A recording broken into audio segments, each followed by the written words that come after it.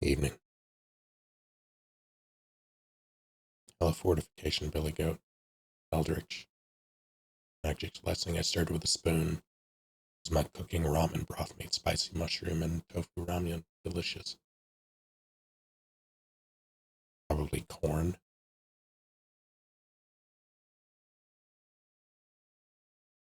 I immediately imagine someone stirring an ear of corn.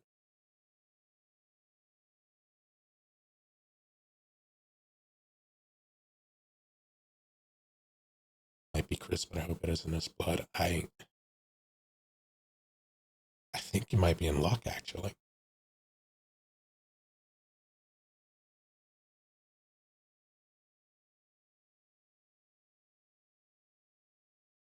Coffee. How do you take your coffee?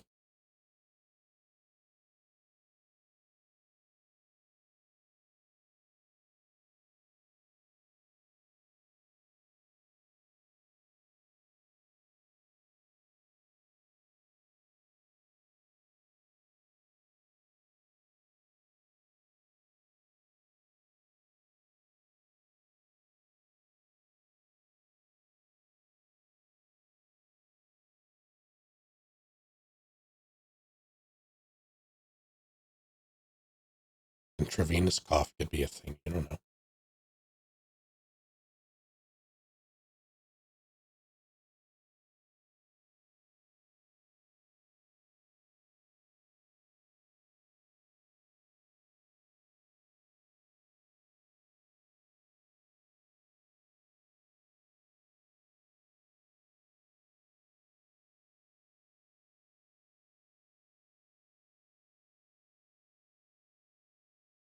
For those of you that drink coffee, do you do it for the taste or do you do it for the caffeine? Or both? What's the twist this time? Um, So I'm kind of doing a challenge.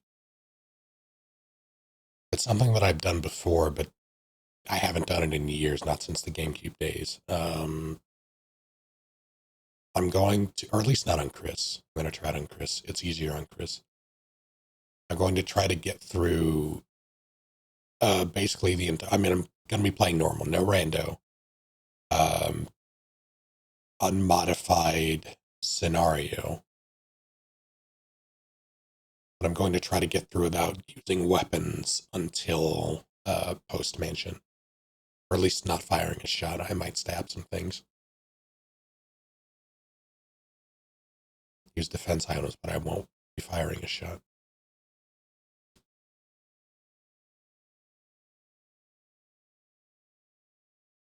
Can't have too much caffeine because it makes me anxious.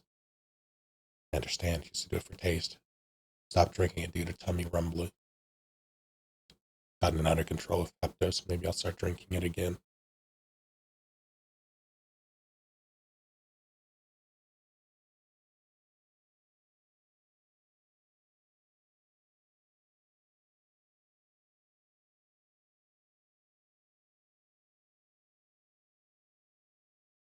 Did the message actually pop up on the stream? The highlight redux?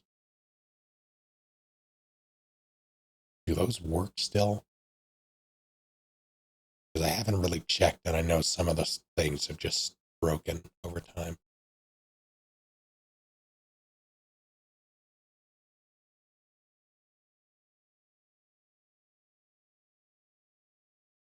Saw a blue box, but no message. Huh. Noted. Right.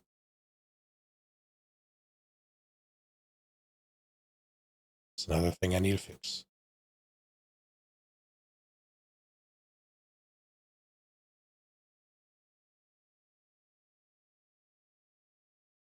Hello, Neon.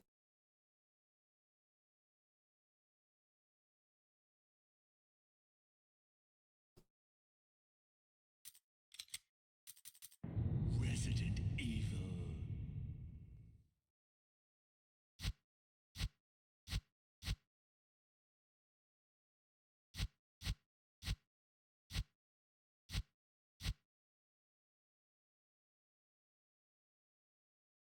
It's been a while since the last Resident Evil release. Yeah. There have been rumors.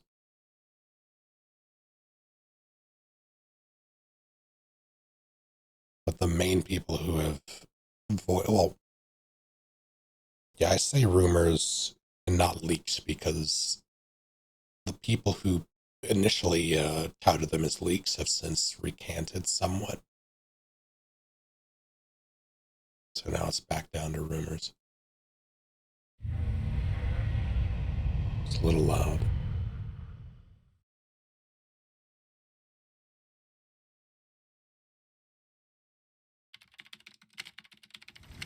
Alpha Team is flying around the forest zone situated in northwest Raccoon City, where we are searching for the helicopter of our compatriots, Bravo Team, who disappeared during the middle of their mission. Found it yet?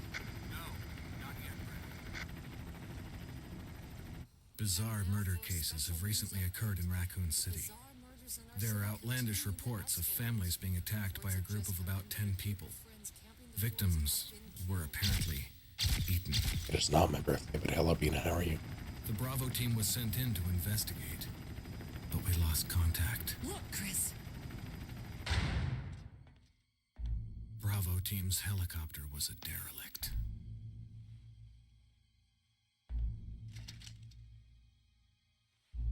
Save for the remaining body of Kevin.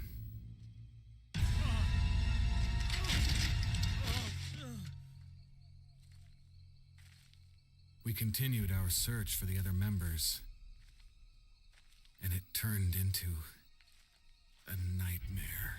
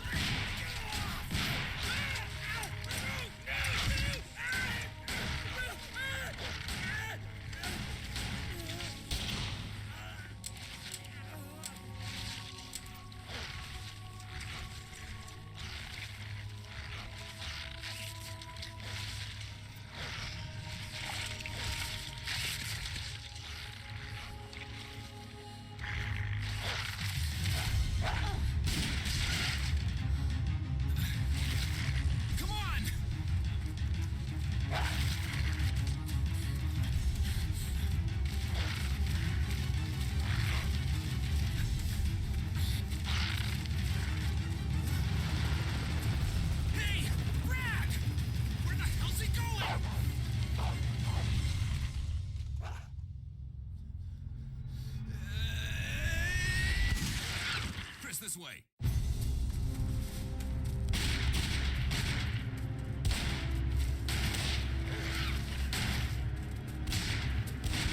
Damn it! Make for that mansion!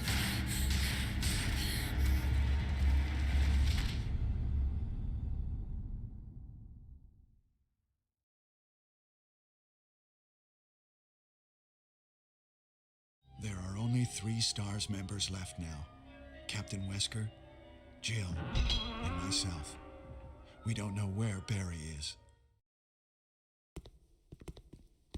I don't know what happened. Barry! Where's Barry? He's probably... No. What is that? I'll go and check. Okay, Jill and I will stay in the hall in case of an emergency. Chris? Take care. Yes.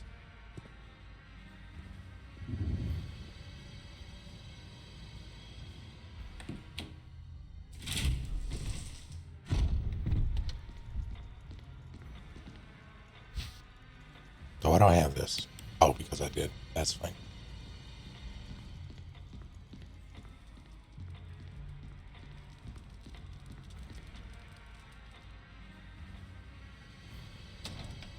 All right, there's no door skip.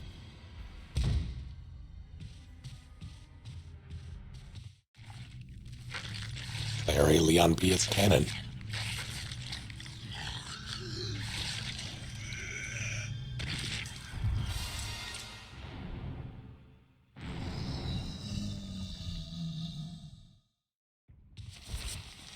Good to see you, Fred.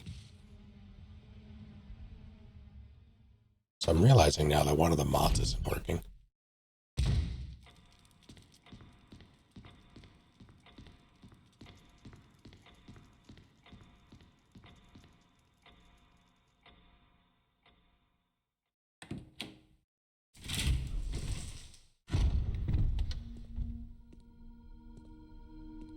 Wesker?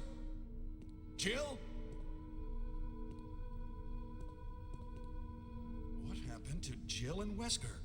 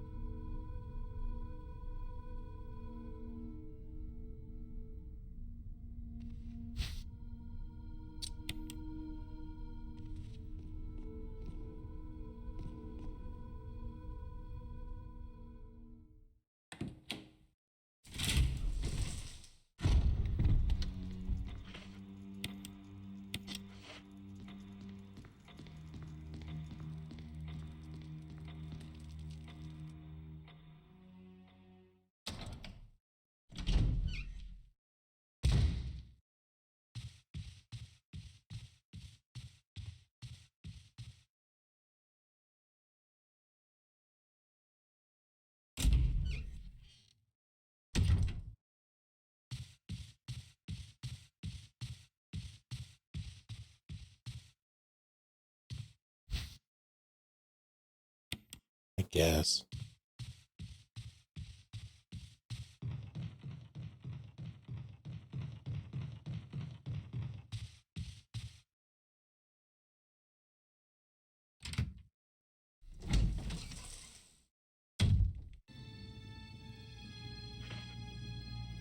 Do I want to take these now? I don't think I want to take these now.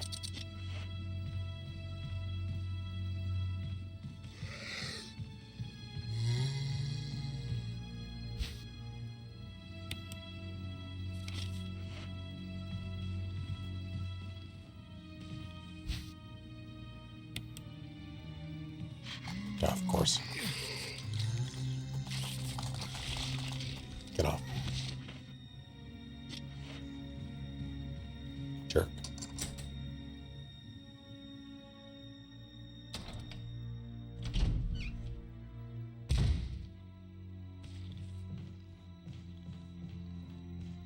A dagger. I should have picked those up. That's fine.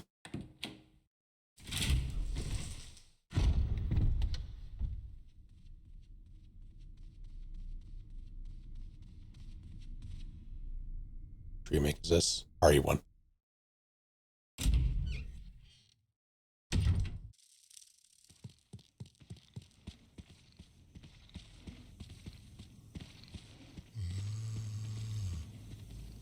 Shit.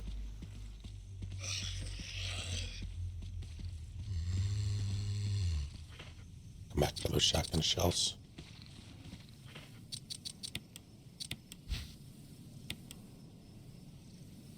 This PS3 era remake. This is, yeah, GameCube.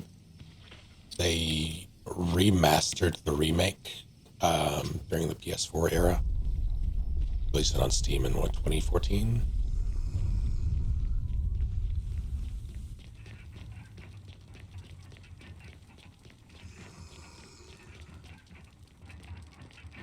Stop.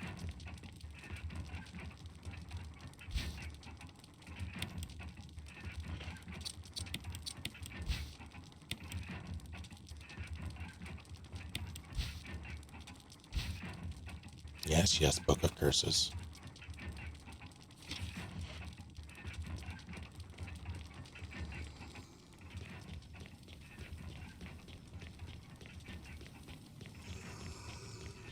Are you right here?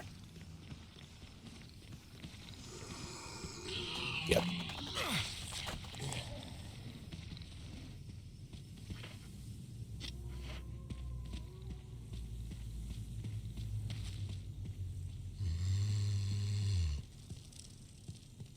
Jerks. Normally they're not right there.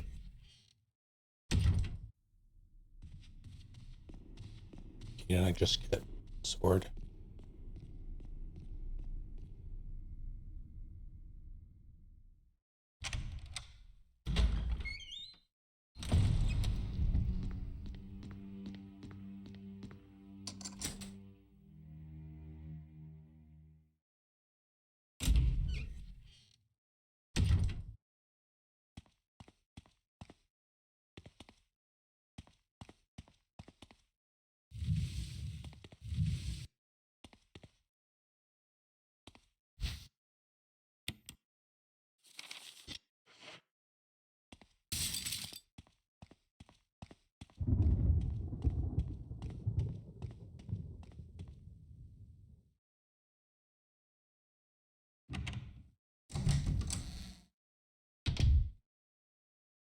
I truly don't remember if there's a reason to go in here on Chris.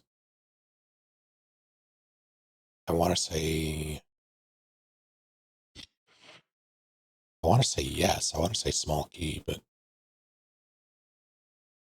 I can't recall.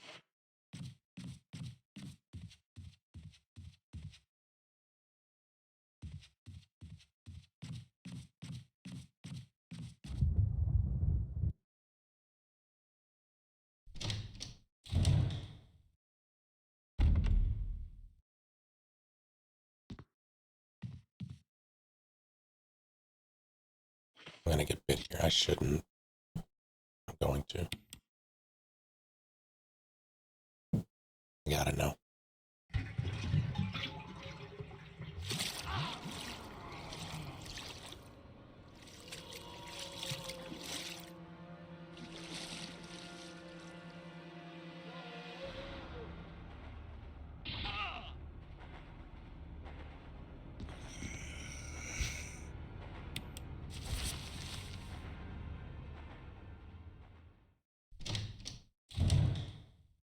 Hello, Flutter.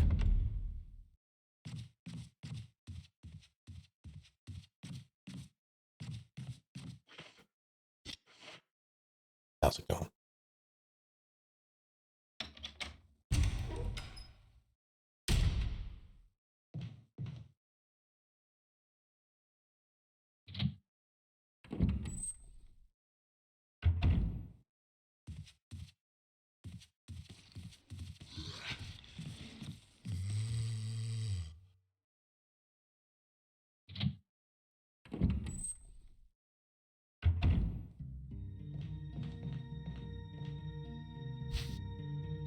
I'll be damned. I don't remember what those are. It's been so long since I've played Chris. I don't know. I'm going to use this immediately because my bones hurt. I'm going to stow those, that. It's fine.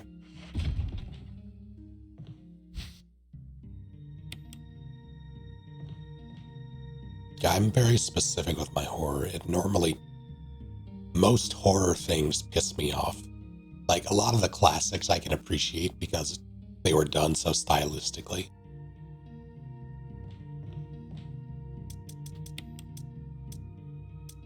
But a lot of modern horror is lacking, I should say.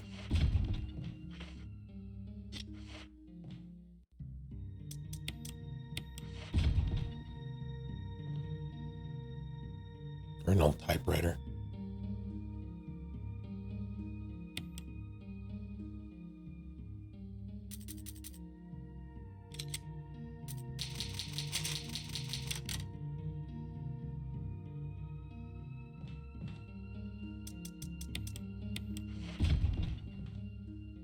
One of these open. I put away the key.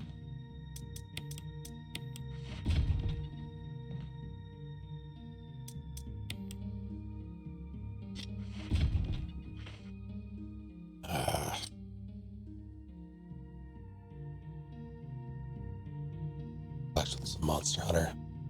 That's my plan. I might, bit of a heads up, I might stream tomorrow. We're not doing D&D. We didn't do D&D yesterday. We are doing it Tuesday, which means I'm going to have to miss Tuesday. We're missing Thursday, but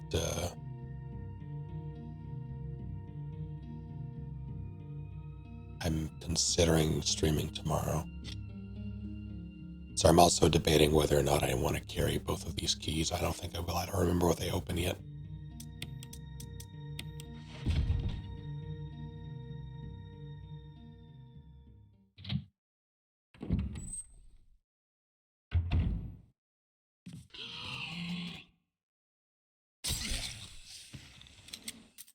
Hate everything. My brain was very much in RE1 OG mode, where that zombie is not there. He is down by the door. Is that the desks they open? Okay. That sounds like a Jill thing. That's probably right. Boom.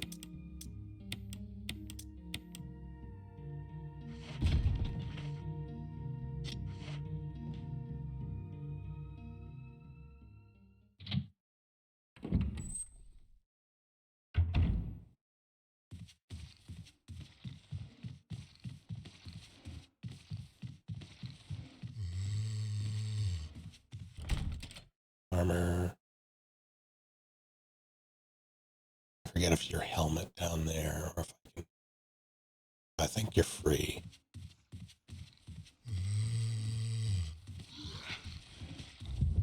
Pretty sure you're free. Yeah. Couple of heals. How's it going, Noodle? Only one in this mode.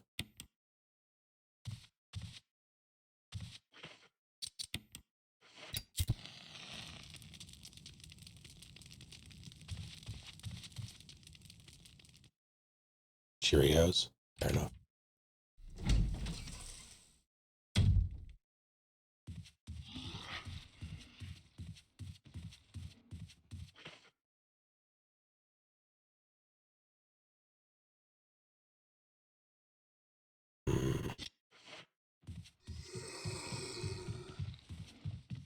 Was an unnecessary trip. Sometimes I double lunge. I have to be careful.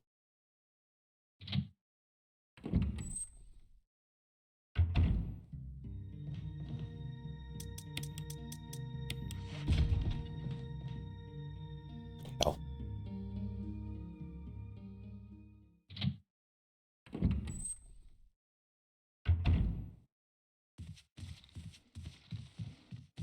Gonna be honest, I don't remember exactly where all the sword key doors are. Jerk.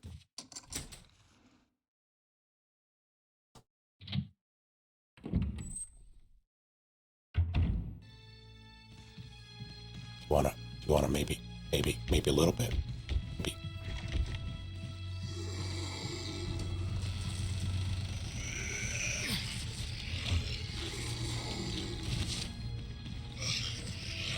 Fucking guy.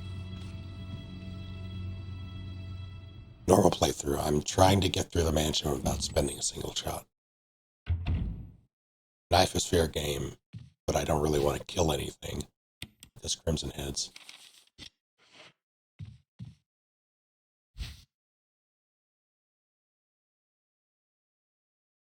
Yeah, might as well.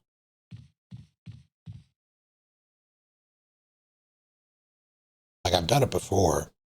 I just have to survive, which is the hard part.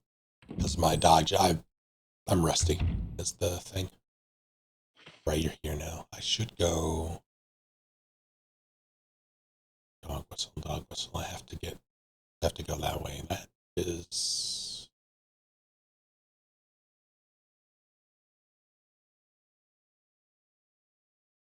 I need slots.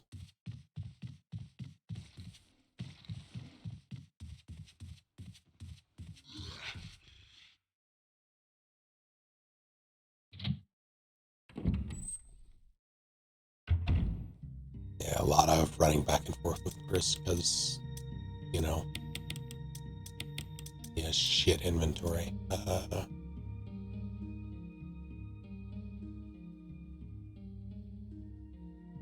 I believe if I want to use that, I'm going to have to go buy Fred too. Pretty sure.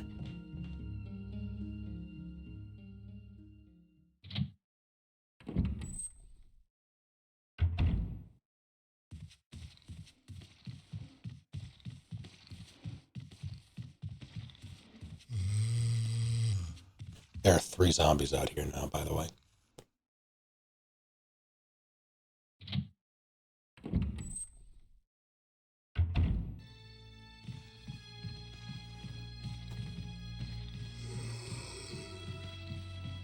Oh, shit.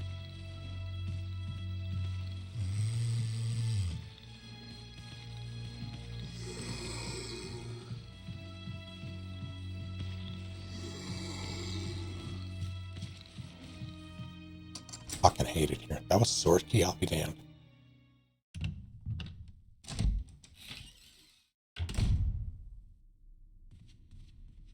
Are you armor in this?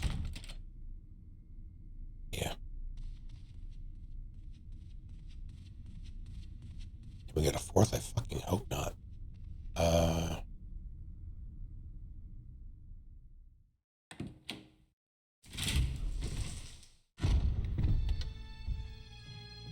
Which side are you on? Good.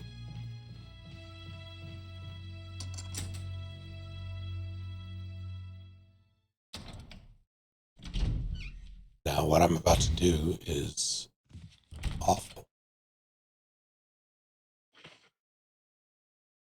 That's why I need the small key.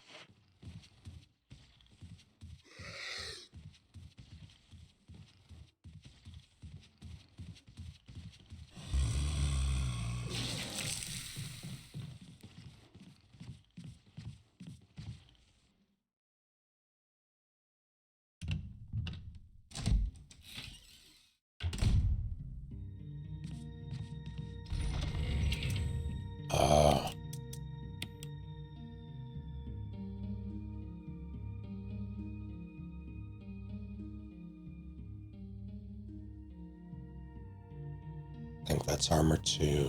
It might be sword. I really don't remember.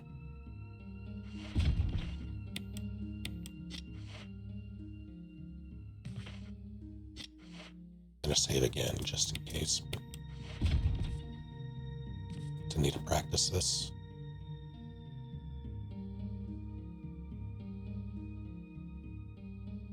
Last time I played RE1, it was Director's Cut on PS1. Which version of the Director's Cut? DualShock or non-DualShock?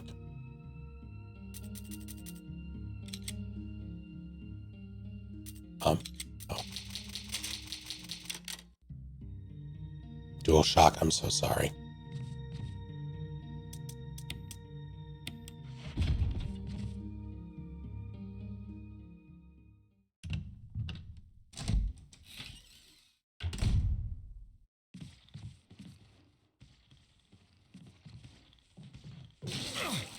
Fucker. Stop. That's not good, actually.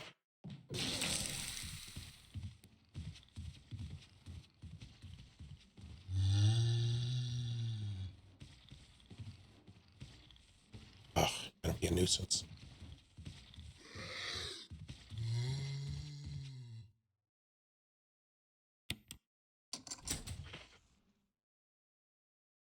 I could have waited. I didn't want to risk it, though.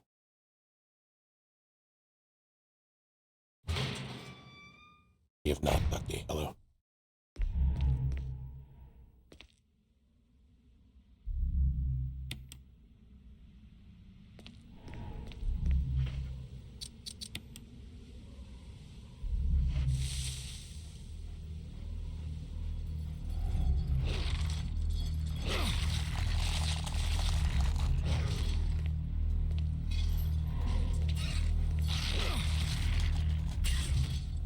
Is that enough?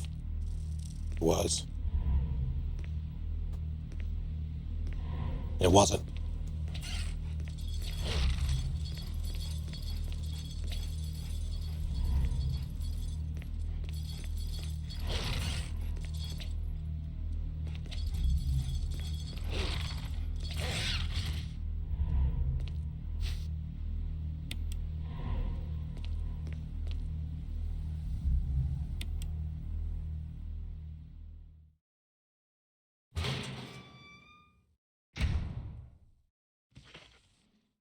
Okay. Double lunge.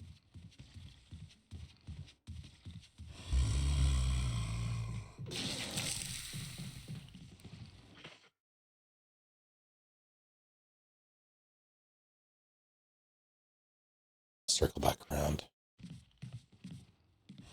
Isn't there one more?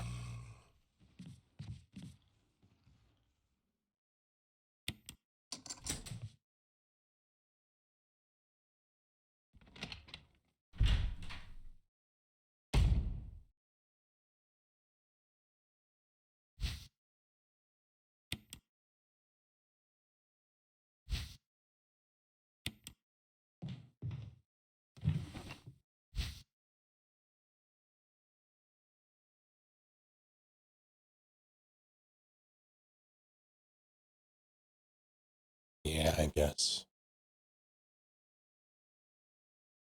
This is a bit of an issue.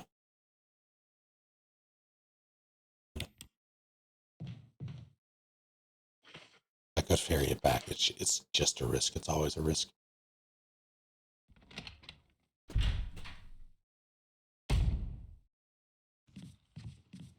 Can you? Yeah, figures. To go up and around anyway.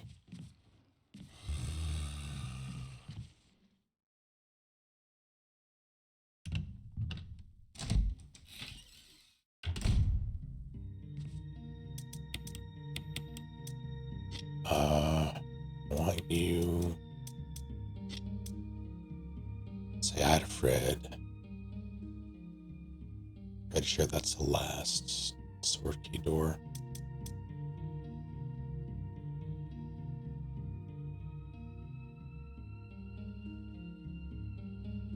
Yeah, all right.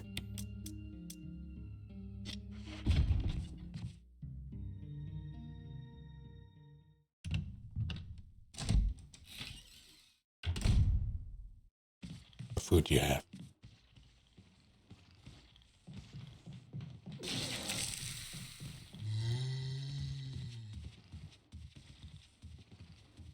You want to maybe lunge a little?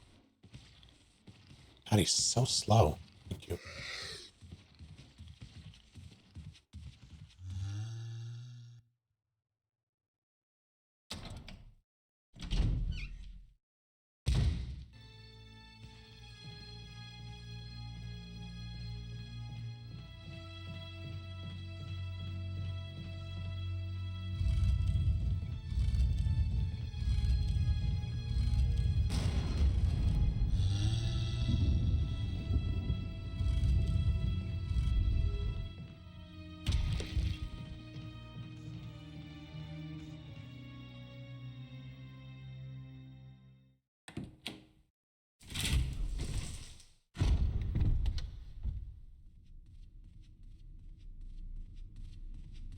You know,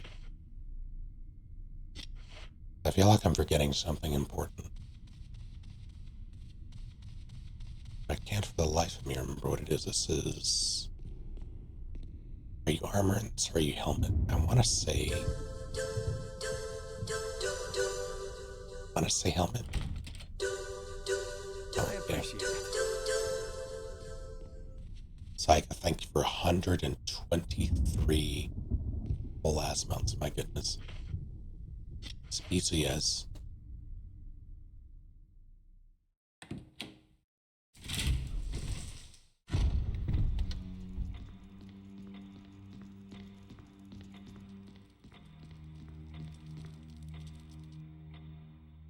Definitely get that checked if you can. Hi Fred, can we talk without you know. Fred, I need, thank you. Oh, don't, oh, God damn it.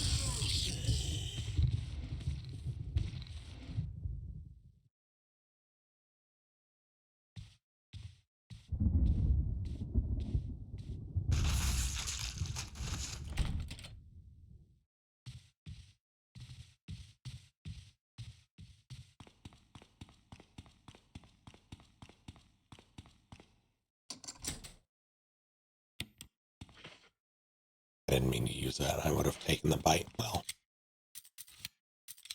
I need that grenade. I should have saved.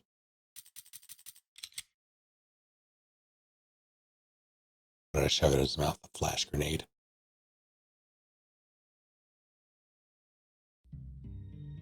Those reflex. Okay, so keep.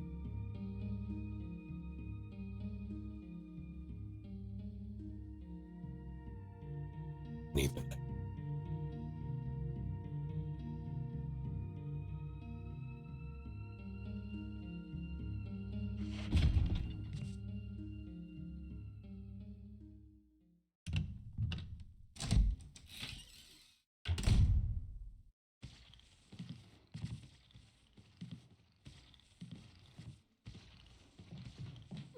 I'm not someone who cares.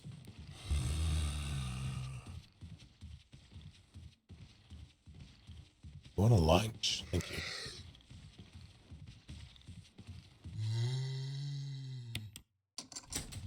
Use your own. Never mind.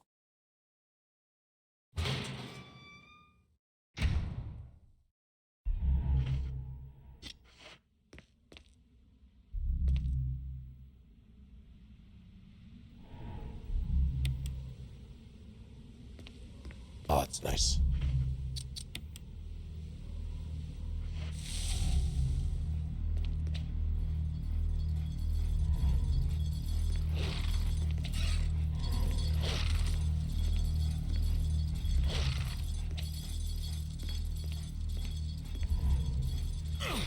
Oh, you were supposed to.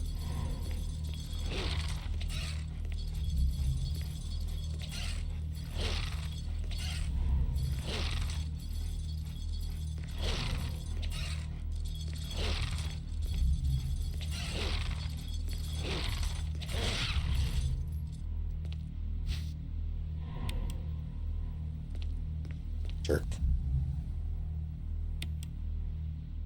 I didn't realize how easy dogs are to stab in this. Never actually tried. Like not to that capacity anyway.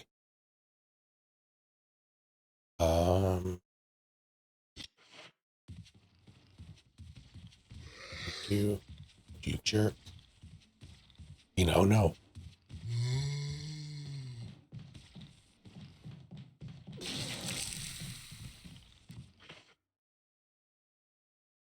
I'll have to. I didn't have the screen before, but I'll keep it. Well, no, I'm gonna get.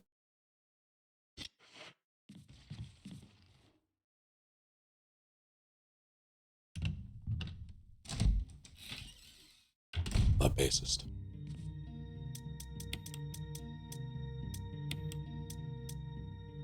That goes it.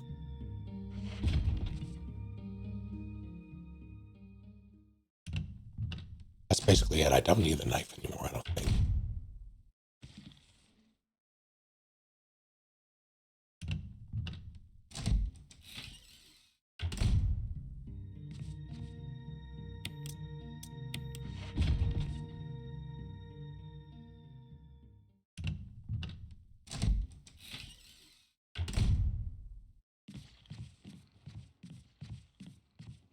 I don't remember if that zombie ever actually gets up. Like if he goes crimson or not.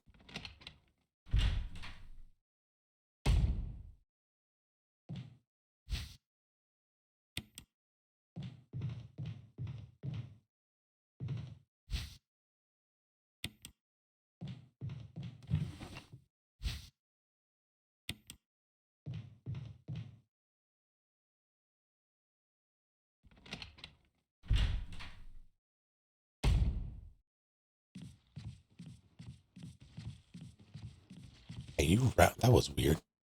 Normally he just goes upstairs. Jerk.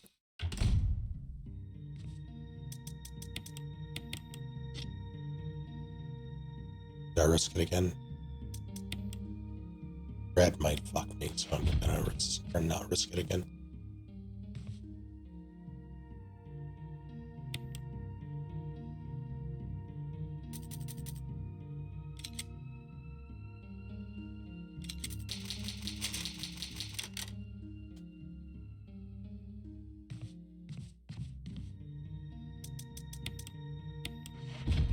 Might have to lure him the long way.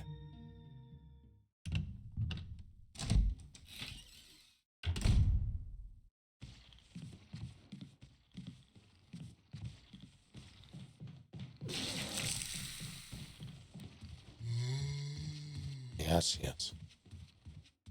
You wanna, maybe, there you go.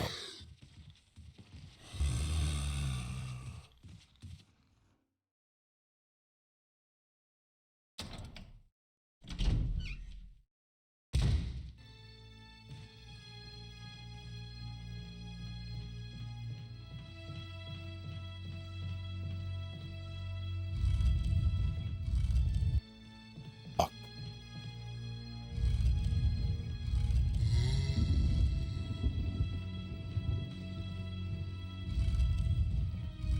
Oh, he's right there.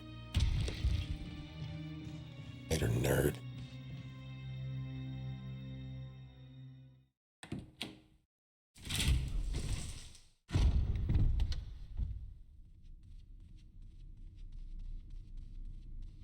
Get rid of the sword key.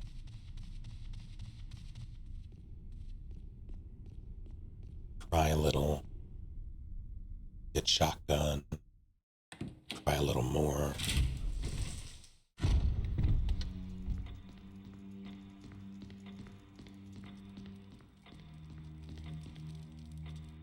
I grab blue jewel. Well, no, I'll get that when I need it.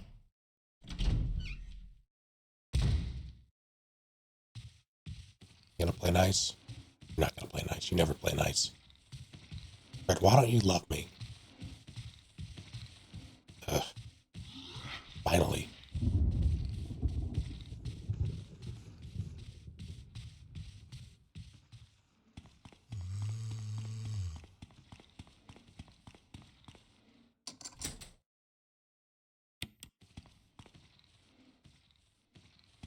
The worst part is I can't really reset it without triggering the cutscene, and I don't want to right now. Can you do the thing again? Are you gonna, really? You're gonna make me go all the way? That works.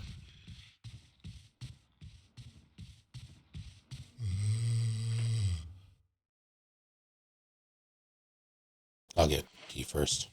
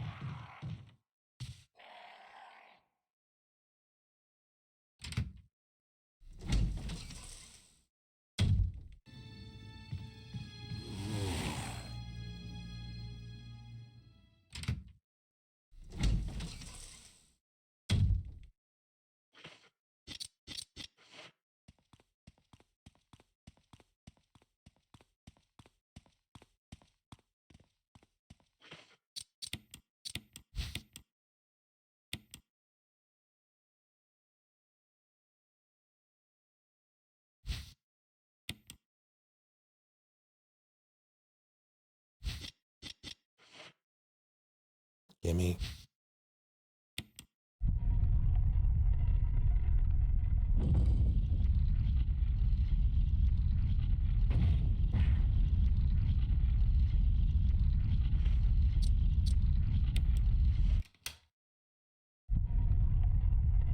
Oh no, Jacob. But why?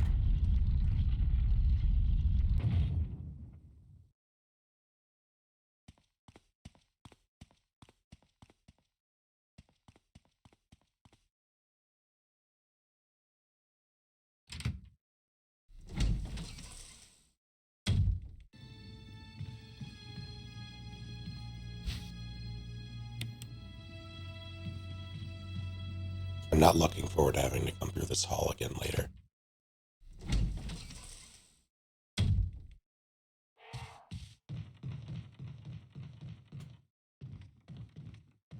All right.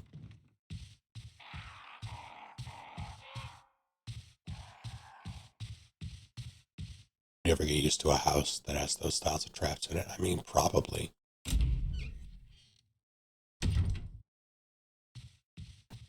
I got used to the light switch to my bedroom, which was funnily enough outside of my bedroom. Who did it? Paulson, thank you for 30 whole last months. So I'm taking bullets. Thank you for your service, your sacrifice. That light switch had an exposed panel. And I got more than once simply exiting the shower and turning on my light.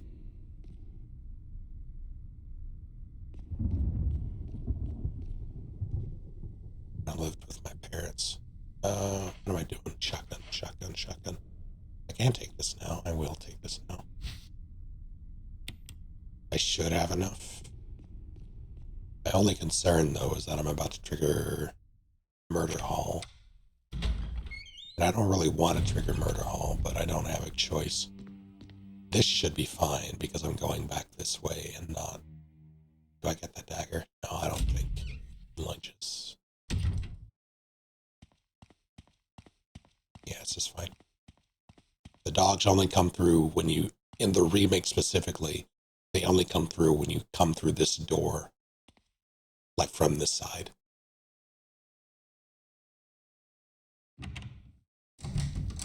So if you never do that, you never have to deal with those zombies. Oh, I could have had that if I believed that it wasn't.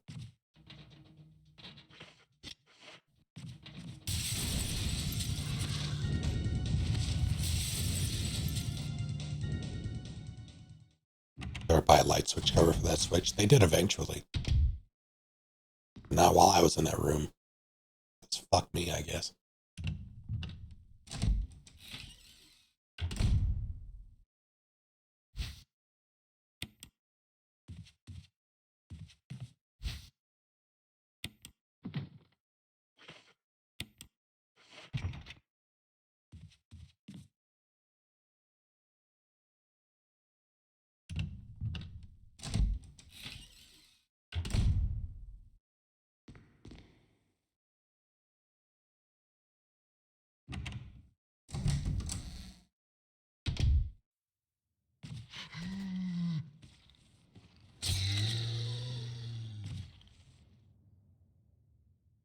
I hate that I had to use that immediately, and I didn't have to. I just hacked up.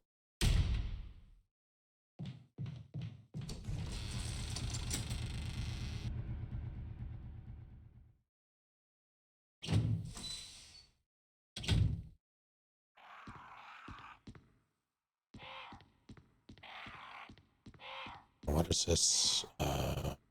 Down.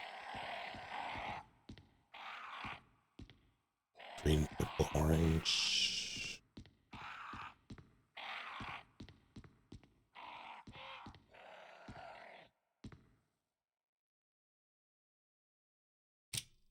Nope.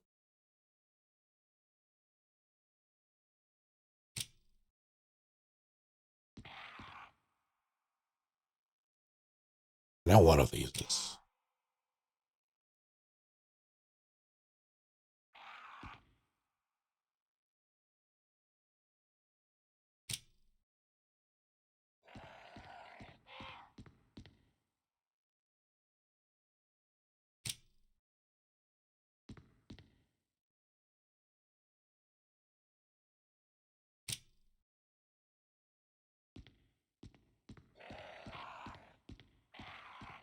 It's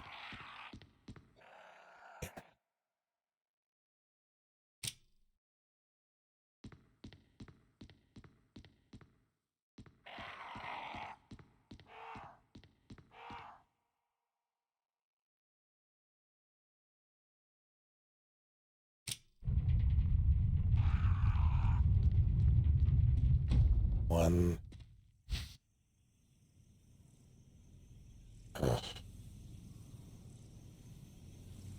Those zombies are going to be a pain in the ass. I got the shotgun shells on the way out, I suppose.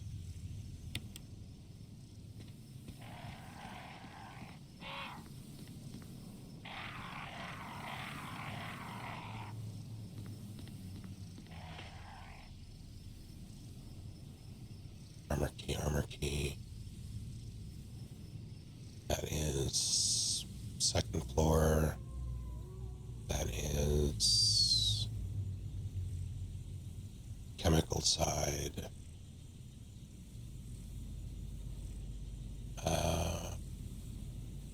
One more, I think, right? But yeah, a couple of, like, 3 doors on the second floor.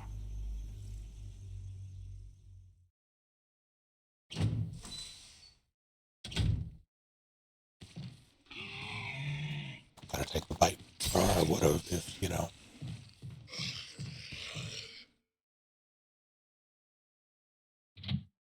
They use automatically, actually. That's not good.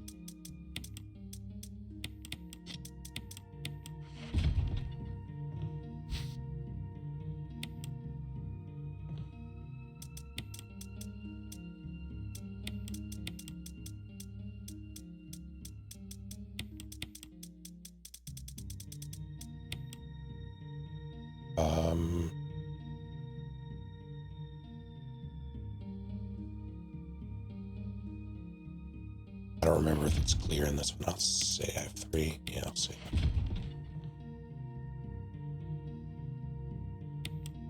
So I'm about to do the entire upstairs. At least as much of it as I can.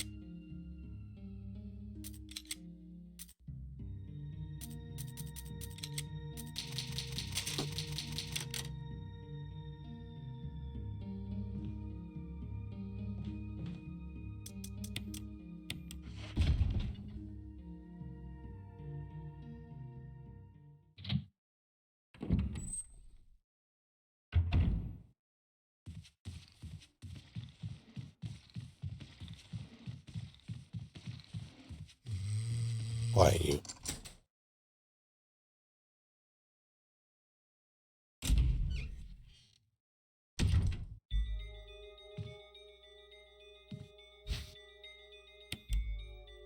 First redder of the game. Technically.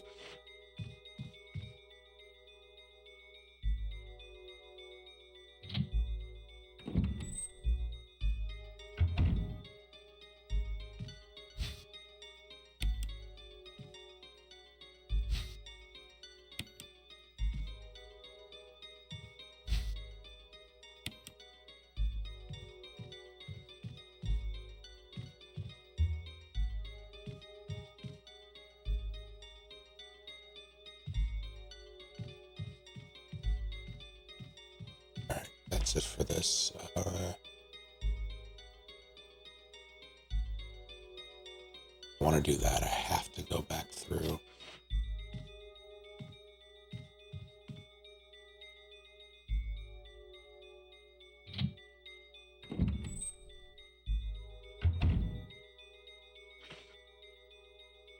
I need 2 slots at least for that. So I'll be back.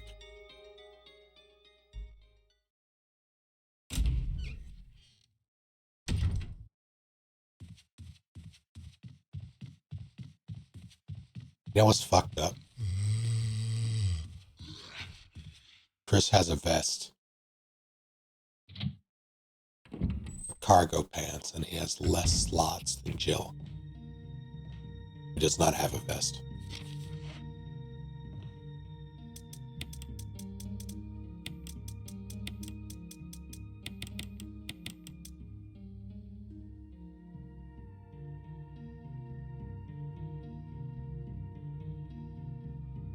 Gonna have to go up and oh, there's so many zombies though.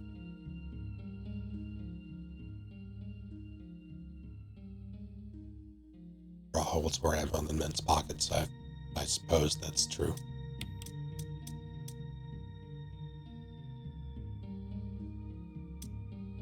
I'm debating between two terrible options. Before I do that, I'll go and check upstairs. I can do Richard now. That's not good.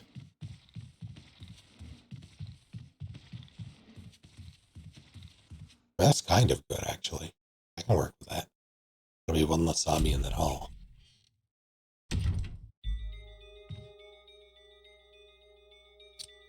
No. Because I want the health.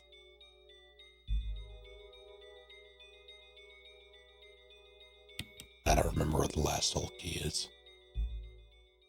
I thought that was unlocked. That sucks. Excuse me? Oh, okay.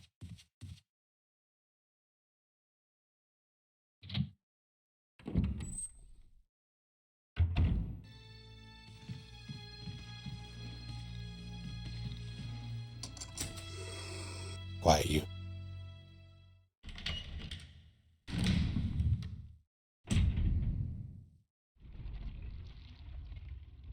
See if I still got it. Pretty sure I remember this.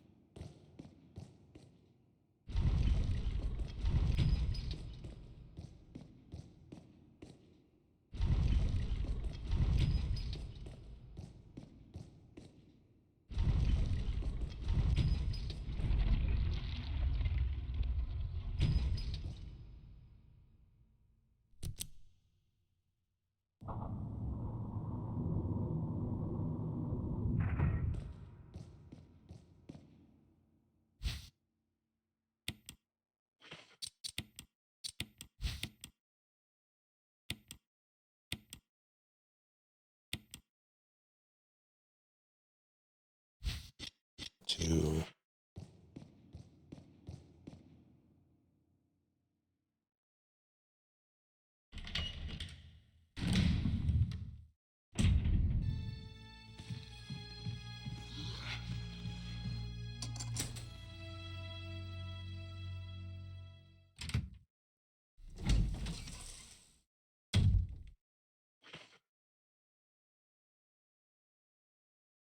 do this now.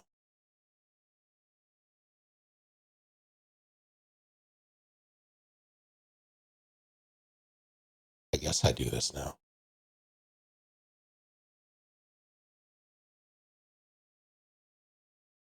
The alternative is go and collect the herbs, which I could do.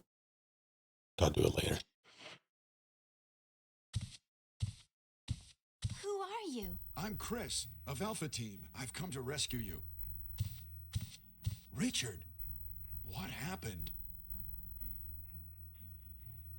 Chris, this house is too dangerous.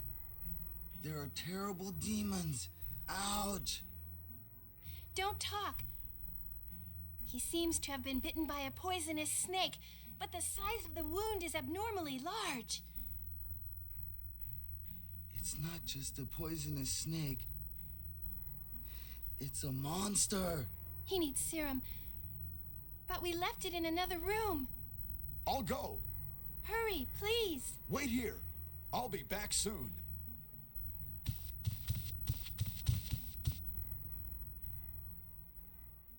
By this man. No.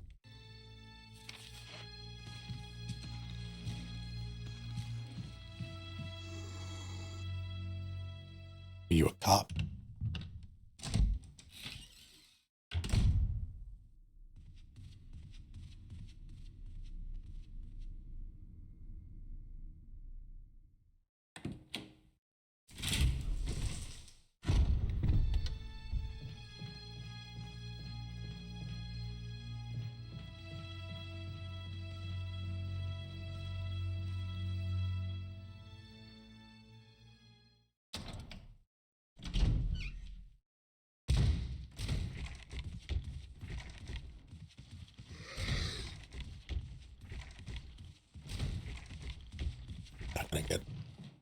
down here before.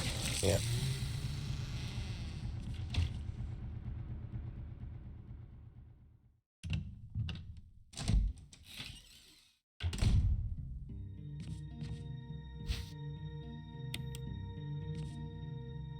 I don't know how long I have, but I'm not going to take any chances.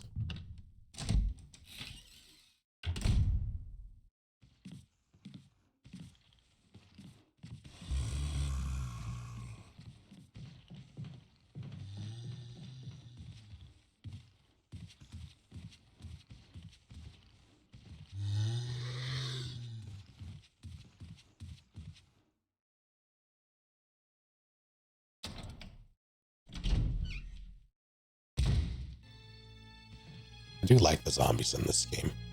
Like the placement of them. Dynamic.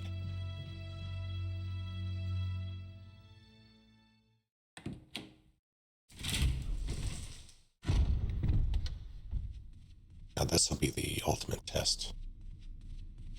If I can get through this without getting got by this chucklehead. I don't remember which way he's facing when I come in the door.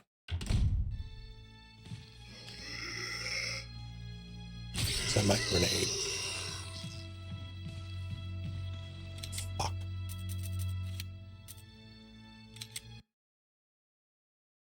Yeah, that's what happened basically. Roll the one.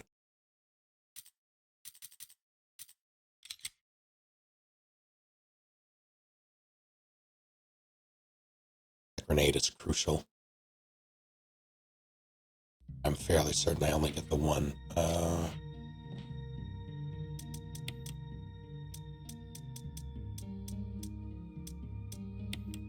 Well,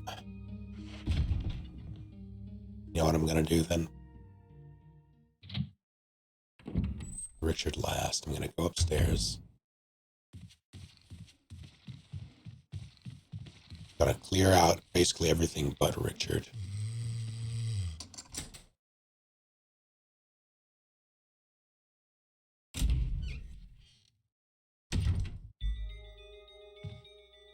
So I don't have to worry about it later.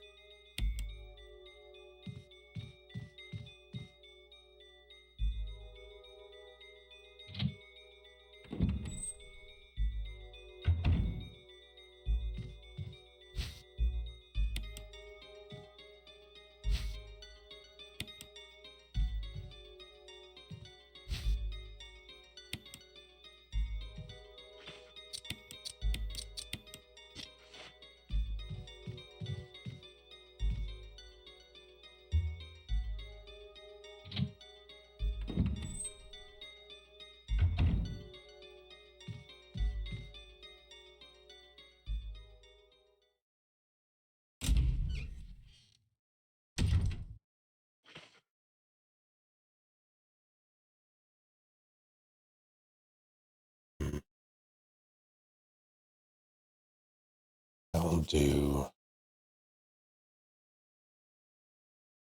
Oh, it sucks. There'll be an extra if I do it this way. I'll risk it.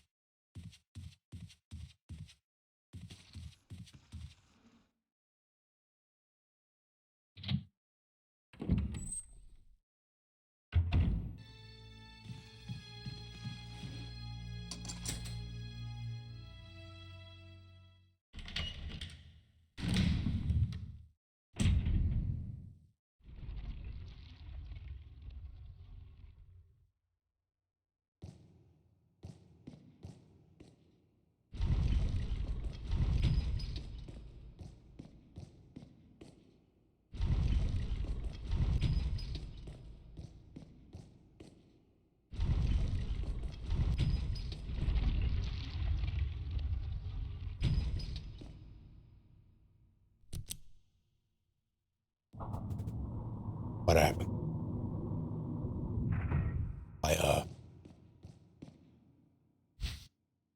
Oh.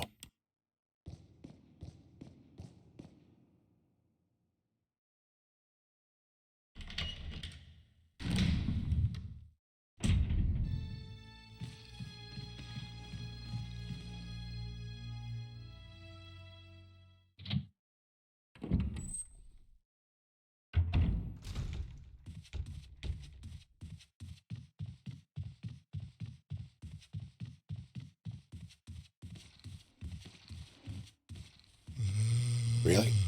Really?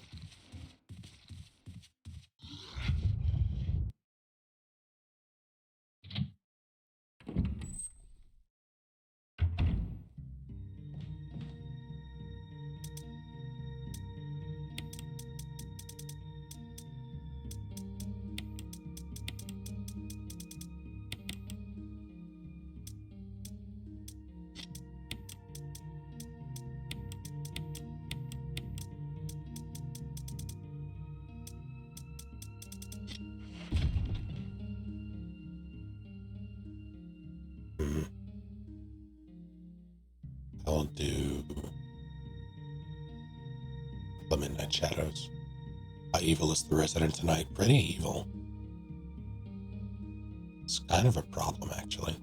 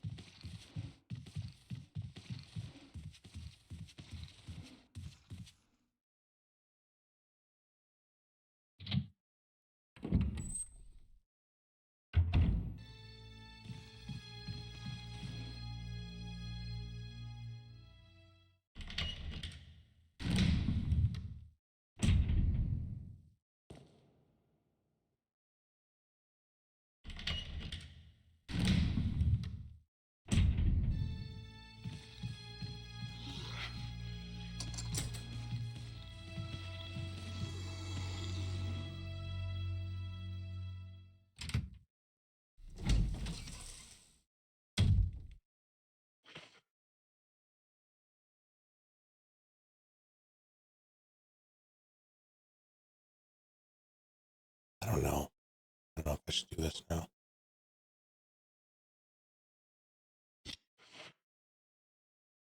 All right, let's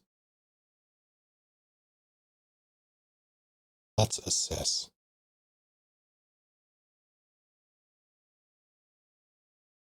So I'm gonna think out loud for a bit. Part of why I'm playing this in this way specifically right now. So I'm in the process of scripting a video. It's called Resident Evil Outbreak Survival Horror Perfected. If you hadn't or couldn't guess from the title, the idea is that Outbreak is Resident Evil's brand of survival horror at its peak. And in order to support that claim, I'm looking at all the other like prime examples of survival horror in the series. RE1 Remake is heralded as the best by a lot of the community. And it does a lot right.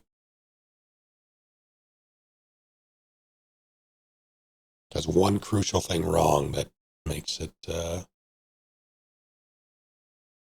does one crucial thing wrong and it lacks a bunch of what Outbreak has and that elevates it. But,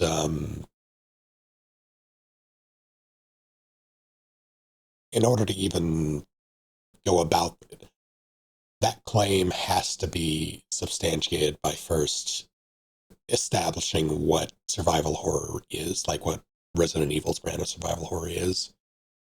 And I distilled it down to the idea of fight or flight, because that's what a lot of the game boils down to. Like every choice you make lends itself to that idea. And what I'm doing right now is a perfect example of that. Because I have a mansion full of enemies that I have not killed.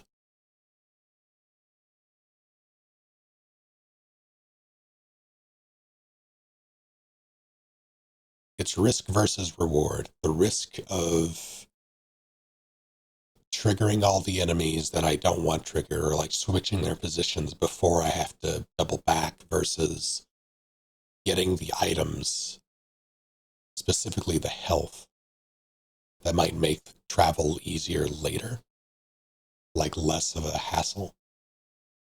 So I'm basically deciding if it's worth having the safety net or if I just YOLO it and do it,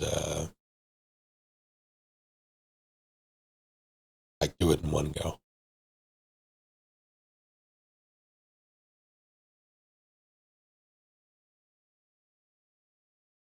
Find RE1 Remake to be such a tight little nugget of game design and atmosphere. Only RE on par for me is RPD section of RE2.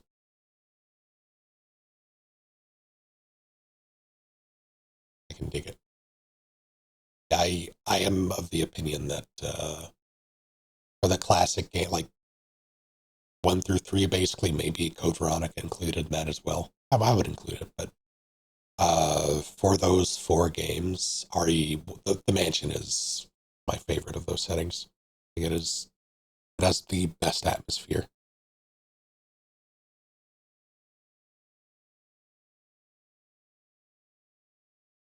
RE2 has it has a completely different vibe.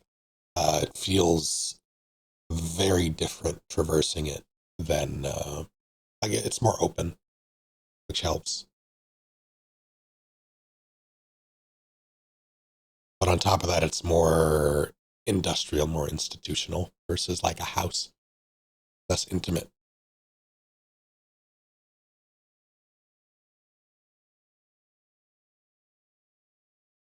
I like RE1 a lot. But okay, I need to decide if I do Richard now, I'll have it out of the way.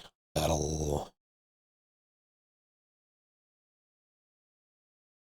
trigger those zombies downstairs. Rather, it'll make them move.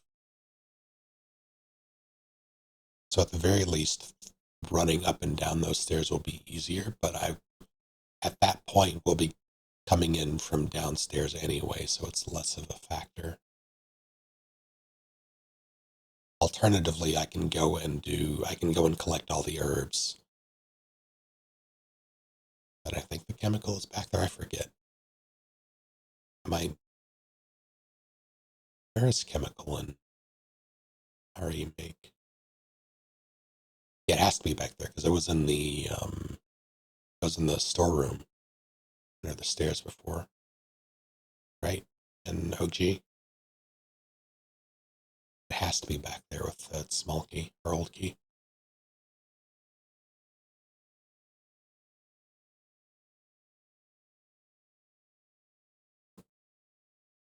The escalation of environment from mansion to police station to city is very satisfying. Yeah, it's good.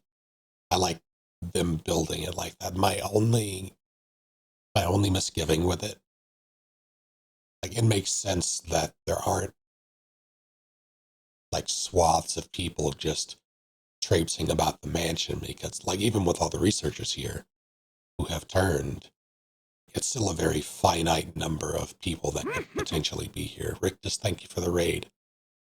Hello to all of you. What are you up to?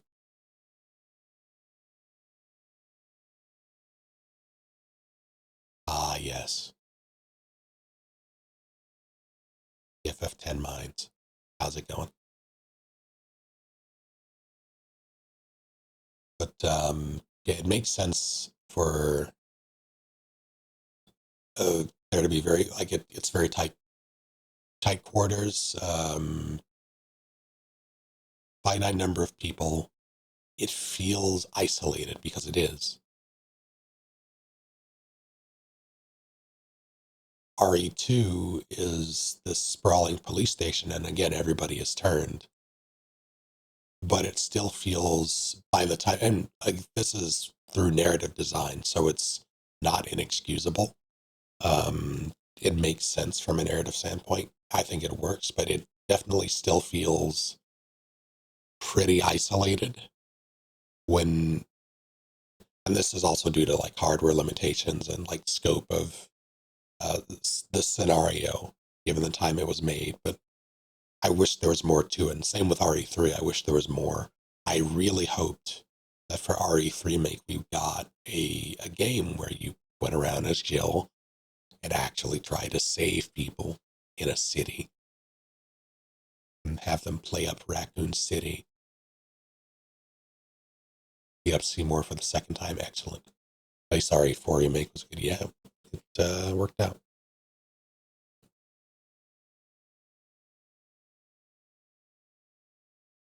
Decent remake. No gray hair out. It's a mistake. I agree.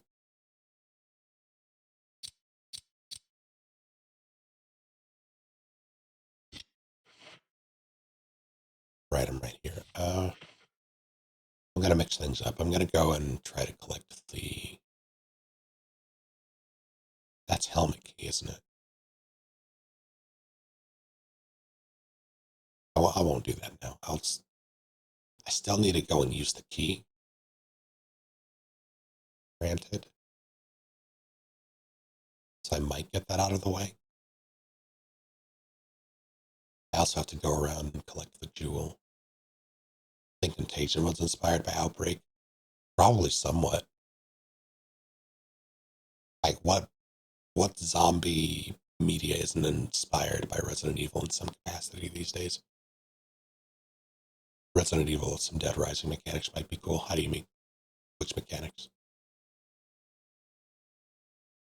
Or like the saving people aspect?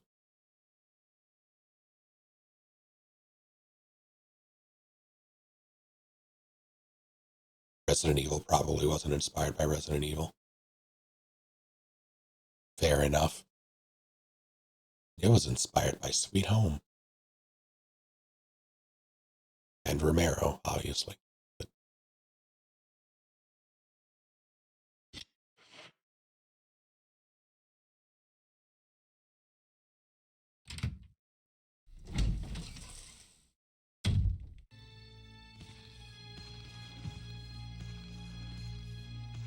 I think he's turning. And you passed him. Later REs were inspired by older REs.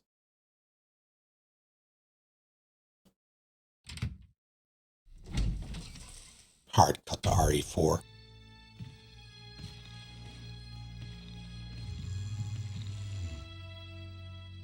Yeah, he's got to be a problem.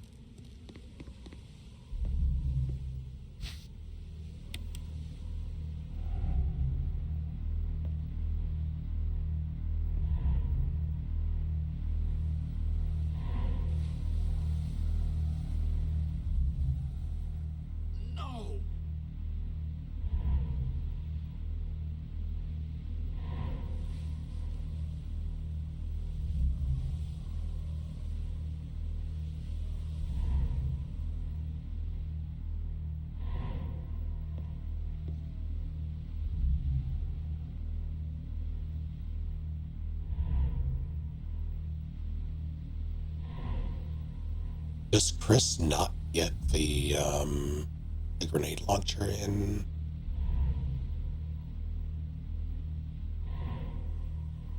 Does only get pistol shotgun magnum? Or do you get it somewhere else? I don't remember.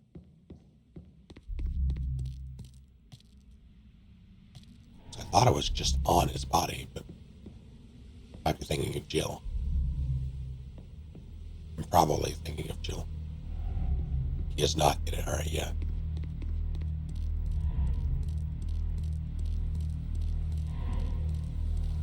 But he can stay back there.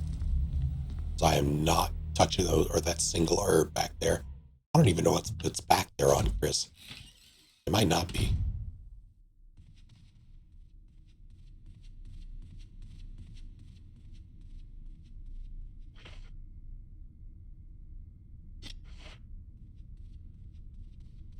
Oh, you know what sucks?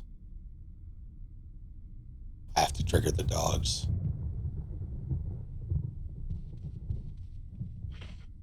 That's right, he gets a flamethrower. I remember the broken flamethrower. But I'm thinking of Ari, like OG. So I'm debating whether or not I want to go take out West Side now.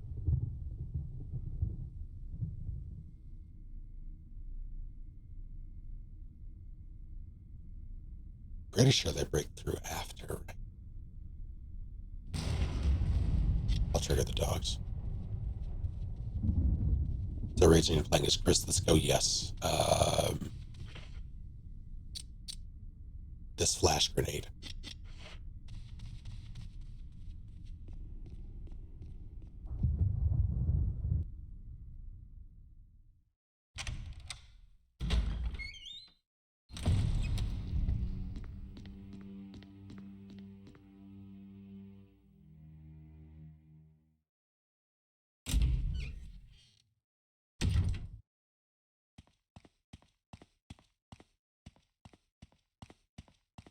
Jill does not get flash grenades.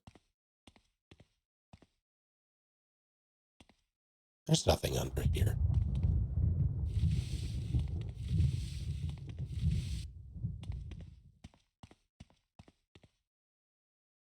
Yeah, that's the idea.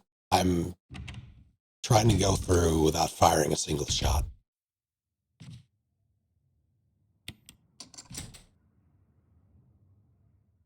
But I've done it before on both Jill and Chris. But don't you bark me, barky boy.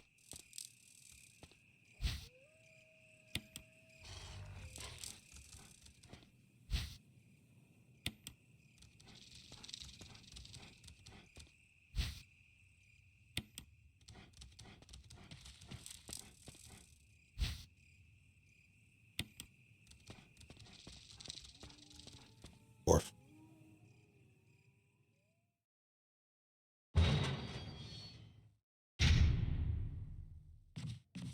And I'm basically using it as a way to prove a point.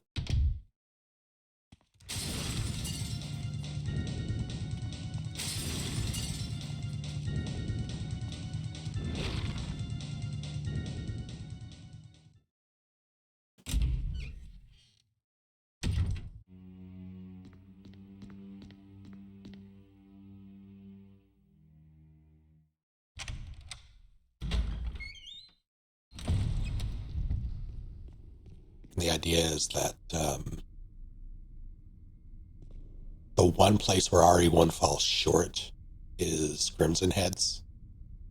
Not because Crimson Heads are inherently a bad idea, but when it comes to a big factor of these games for me, replayability, they hamper the experience, and an experienced player is basically forced, unless they are doing a challenge like kill everything or they simply don't care, to inconvenience themselves. Once you know that killing zombies becomes an inconvenience, you simply don't do it. You simply run around everything, and you can get through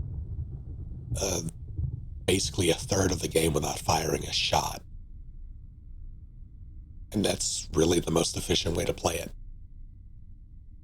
So it eliminates one half of the equation after your first playthrough, that equation being fight or flight.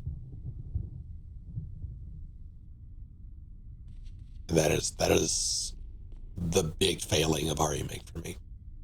And that's part of why I don't consider it the peak.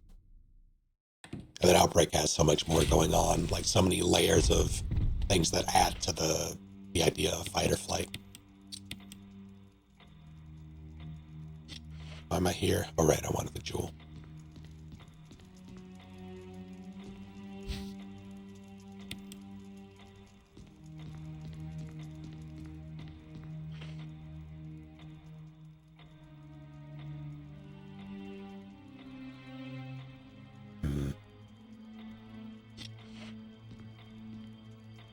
Yeah, I'll do it now. I don't really want to, but I will.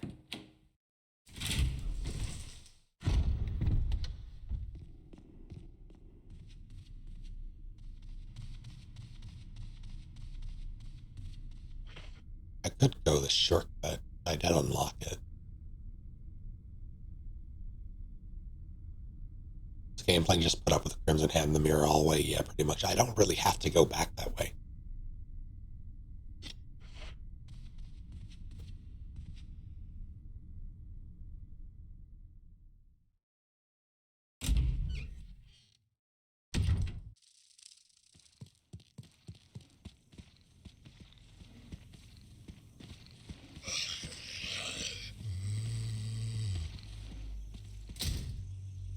Did I not unlock the door? I hate myself.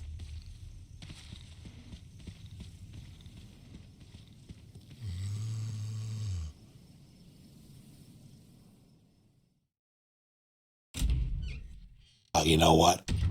I didn't unlock the door because I said, you know what, I'm just gonna use that as the way out for when I get the final mask. And I just never touched the door.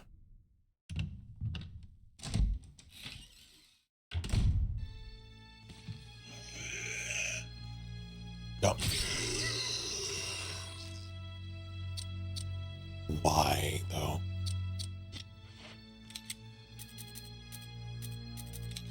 You all saw me change it, right?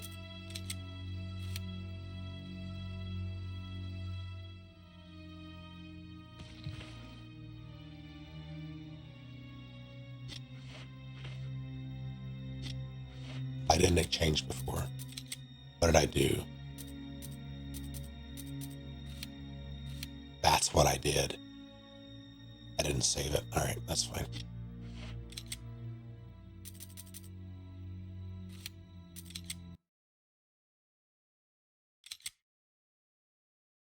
I don't know how much progress I just lost, but probably a decent amount. I mean, not on the grand scheme of things, but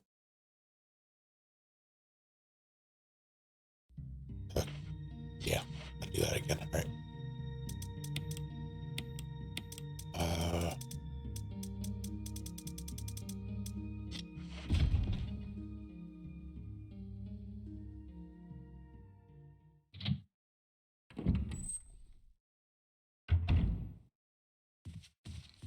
I was more than willing to take that bite.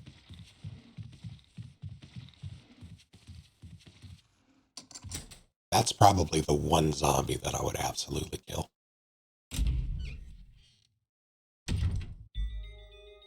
Too much of a pain in the ass.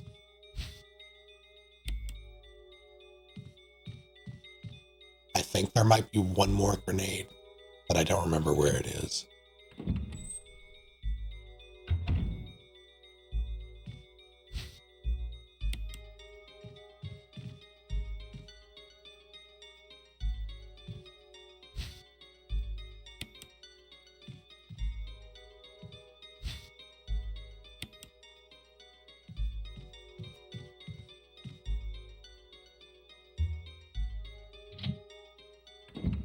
Do you live in a mansion like this?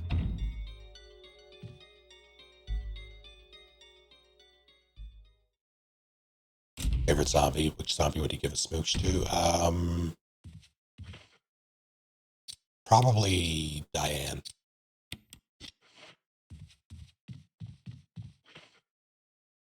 Yeah. Getting bill would be so high, you right?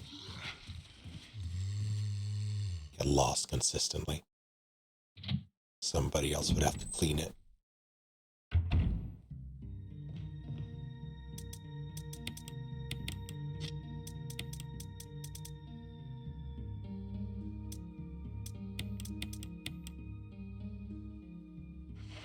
Too much house. My big thing with this house in particular, I would do it if not for one reason. There's only one bathroom and it's in the middle of the first floor.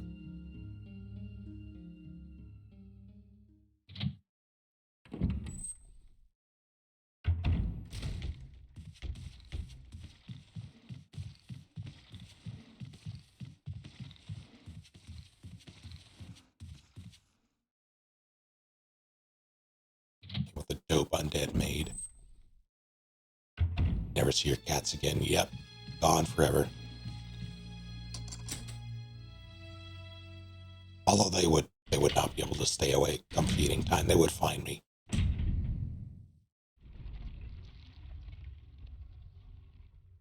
But yeah, if I woke up in the middle of the night and had to go down a flight of stairs and go through like 6 doors just to get to the bathroom, no.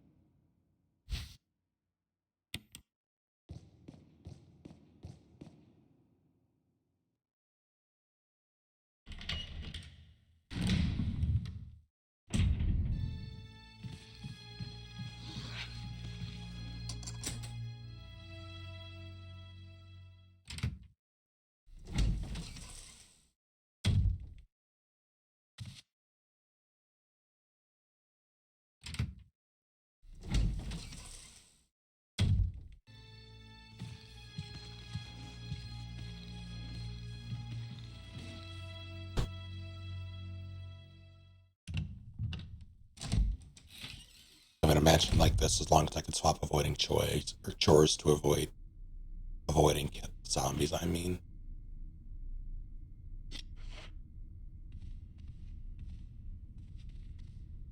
Even if I could for sure avoid every single zombie every single time, like if they were here, I still wouldn't do it. It would just be annoying.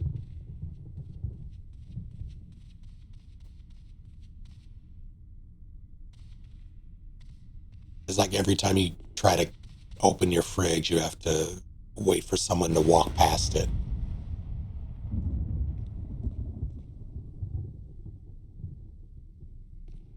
That's the smell. I didn't put that away. How embarrassing.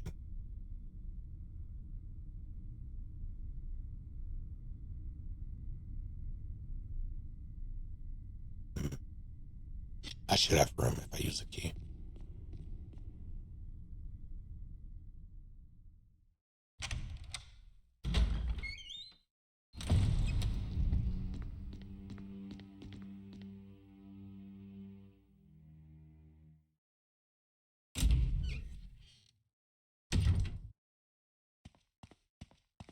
I want to know how those tarantulas got in here.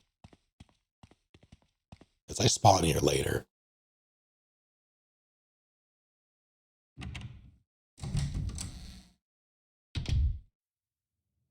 Who made that happen?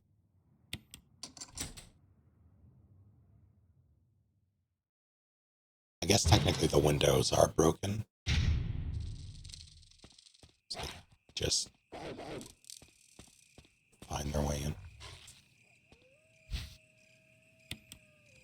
The scientists get the freaking sharks here. Helipad.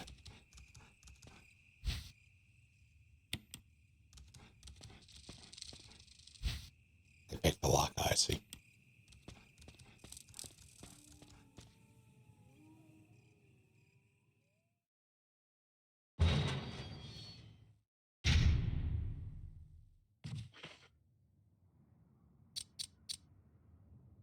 Saw one of those where it was set up like a soap opera and on key phrases, aluminum bins with fallen actors' heads. Oh, Jesus.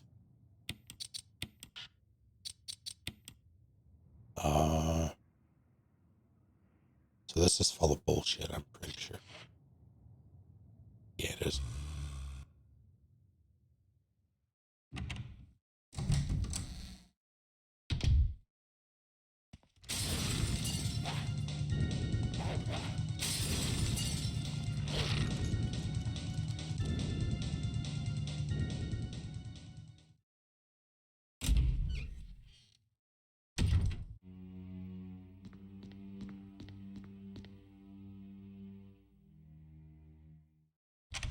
I'm right back to where I was, and this one zombie has got me twice. And I'd rather he didn't get me a third. Let me make sure. Manual, good. Jewel.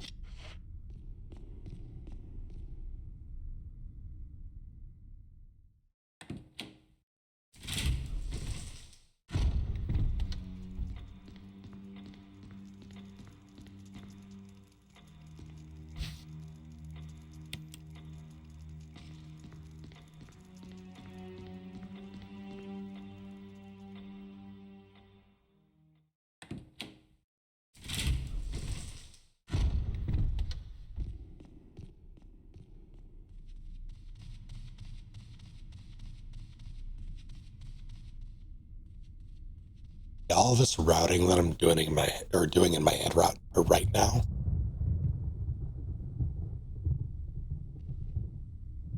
it's like it's hallmark of the series. At least like the first four. And I appreciate it so much. The one thing I really love about randomizers is Outbreak does this too. Just the nature of the game and how it's played, like playing with other people, random elements that are other people. You have to do it all on the fly, whereas this you can sort of experience as a factor in randos and Outbreak, anything with random elements. But it's less about doing everything the exact same way or the most efficient way and just sort of adapting to what you have to work with.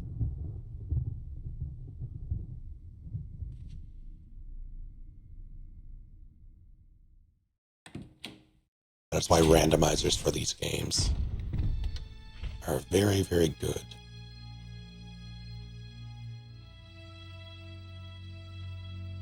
I guess.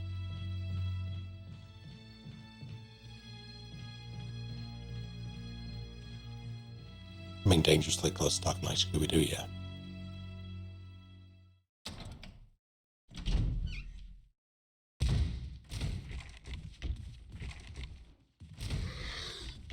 Daily double.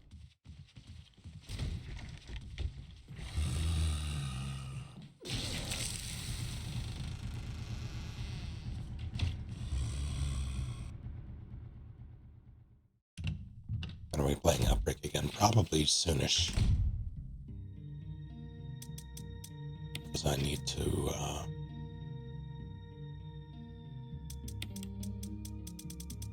get some footage.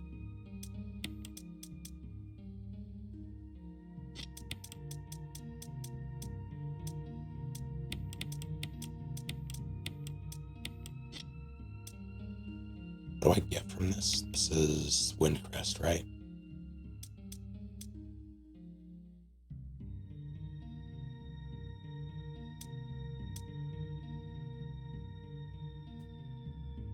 Ugh, it's gonna suck.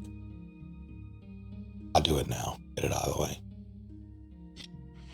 I will save again because I don't want to have to.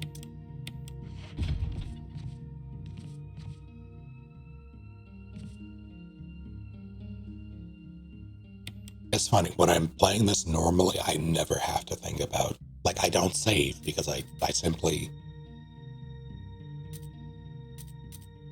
like, I'm that comfortable with it. But when I'm doing something like this, that's part of why these are here, though.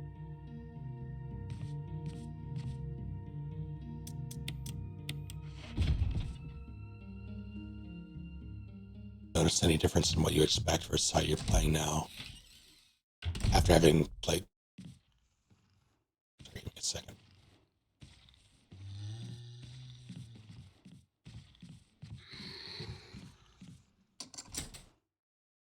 Any difference in what you expect / how you're playing now after having played this game randomized a lot?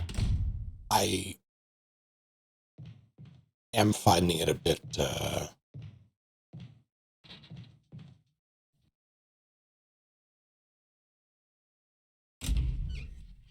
it's not exactly like, it's not a surprise, but it's like, oh yeah, this is what it's like not having to worry about whether or not I'm going to walk into a room filled with hunters Oh, shotgun shells, really?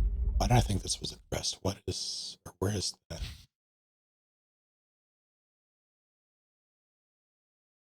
And I get it before.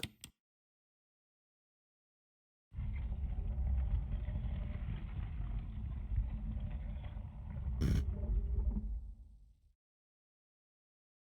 I don't remember where that is.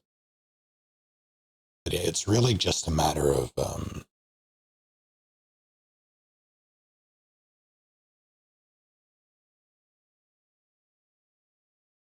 I find myself having to, and this goes for any Resident Evil that I play normally after playing Rando, because there are no unknowns. I don't really have to think, like, resource management isn't so much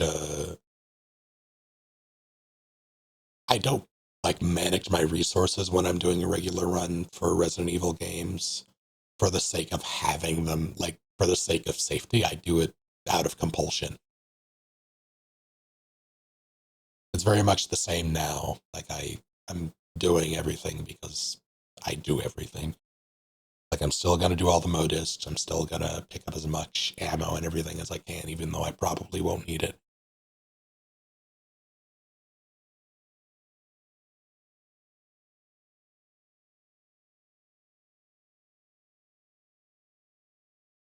Just how I play these games.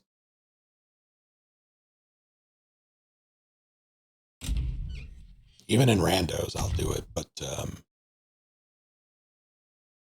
that's mostly because that's less like a compulsion thing and more of a, I want to see how much I have at the end, sort of like, I want to see how the seed played out. Do I want to do this?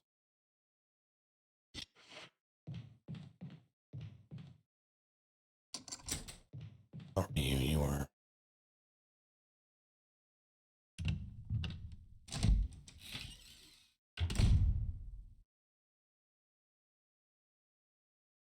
All right, you just stand up.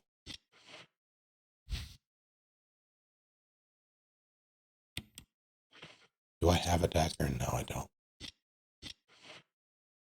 He's going to bite me if I do this. This is for shotgun shells. And account to say, so glad you're still around. Sound the same as like 6 years ago. Glad you are still around as well. Good to have you.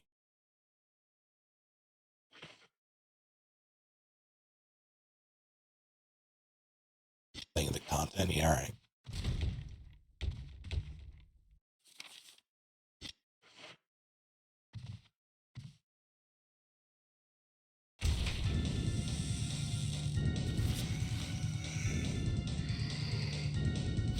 Oh, it's for the key. Just that easy. The problem, though, is I have to flee very quickly. But where are you now? Are you right here? Yeah, you are. Oh, I hate this angle so much.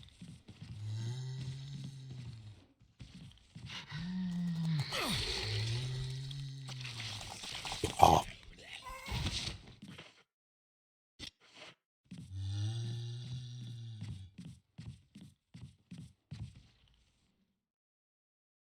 I should have just gone through the door and reset it, but alas. Suffer the bite. Shotgun shells on Valentine, but not on. Oops. Okay, this gets me in there. I'm still mad I didn't unlock the door. That would have made things so much easier. Do this now.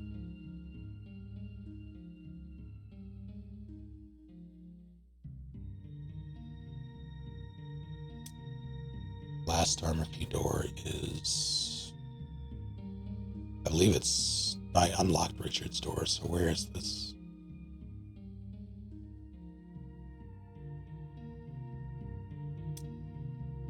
I think it has to be Matt's helmet.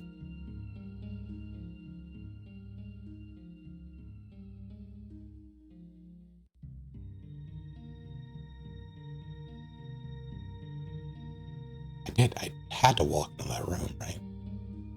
Yeah, I did. So where's this last armor key door? It's candle room? I'm pretty sure that's just unlocked. Spencer door is not it. It uses a specific key.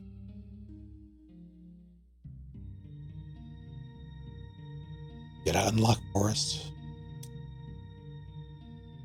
Pretty sure I unlocked Forest again.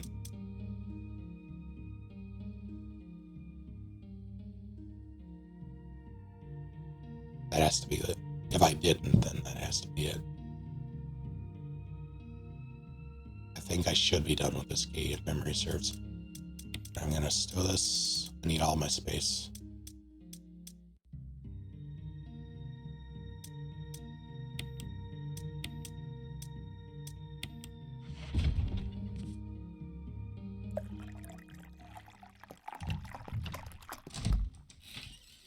I suppose I'll hydrate in just a minute.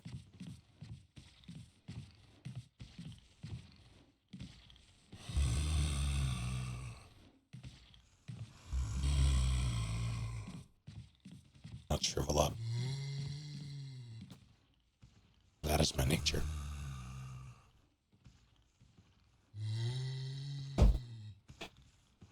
I've done it. Alright, you shouldn't be out here, but you will be soon.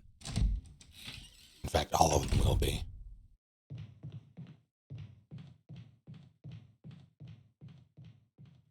When I come out of here.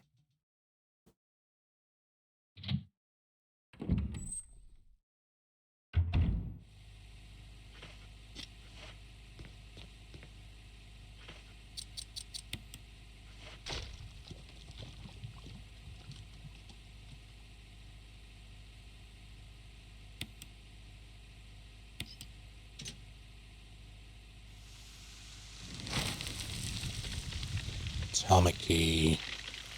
Sorry, shield key.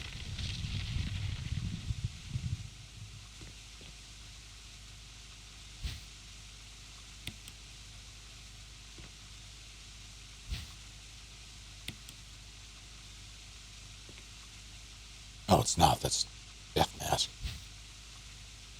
Or doom mask. Why did I... Oh, death mask.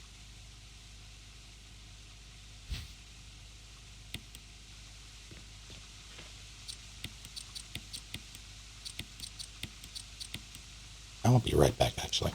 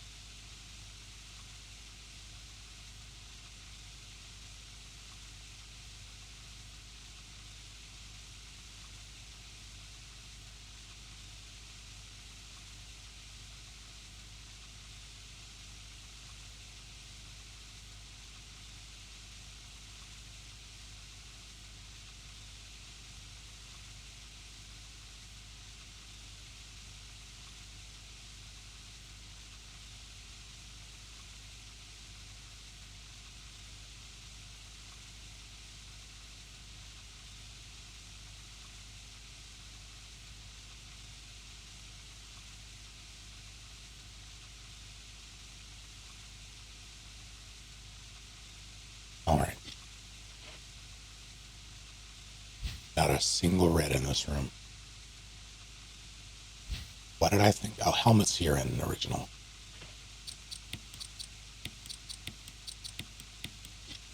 Oh, better.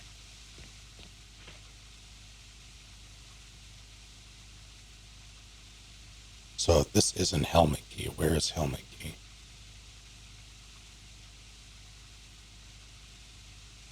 I'm sorry, shield key, not helmet key.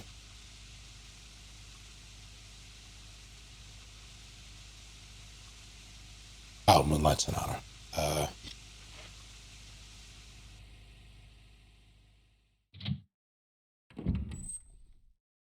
Because this is normally armor, right? Pretty sure this is normally armor, and then you get shield from... Yeah. Hello. Where am I going? I want... save room, I guess, to put this away. Then up and around. It's gonna bite me again.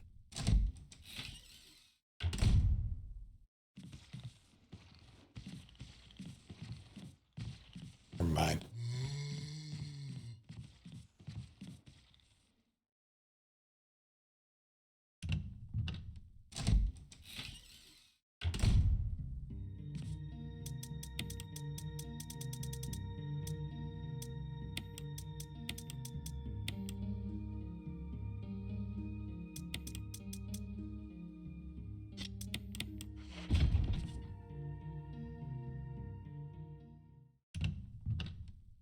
That means I never unlock the shortcut.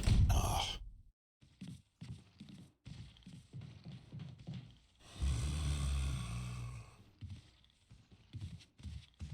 That's twice. That's twice that I have neglected a shortcut that I will desperately need later. All the shortcuts I'm pretty sure I have left locked with the exception of the murder hall. And I'm not going back there, so it's useless.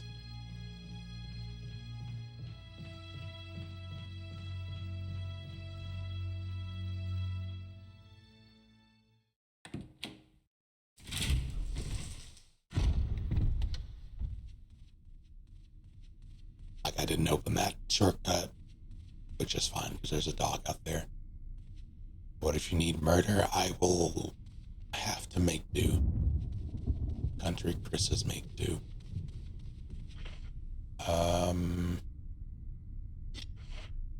Wait.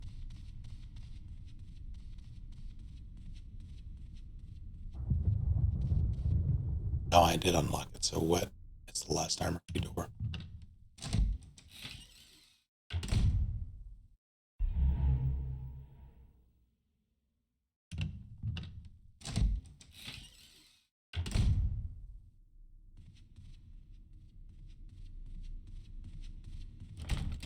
Yeah, that's what I thought. So where? Huh. What am I forgetting?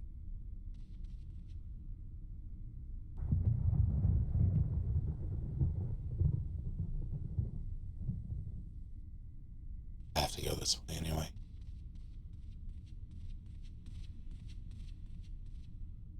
Sir, I need you to not bite me this time. That would be appreciated.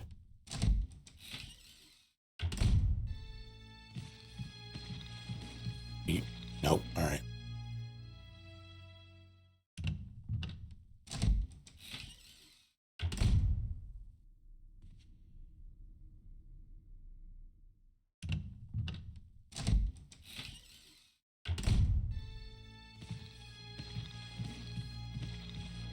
And I don't... Maybe I can sneak past him.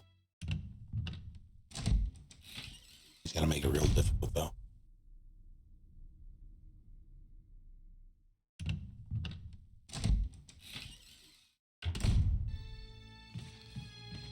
Never mind. Reset it.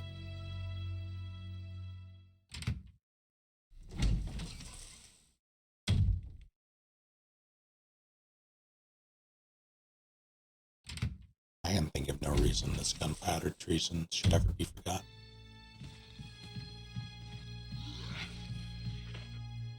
Will I make it? I'm not going to risk it. Pretty sure I won't from back there. Now, where's this last door?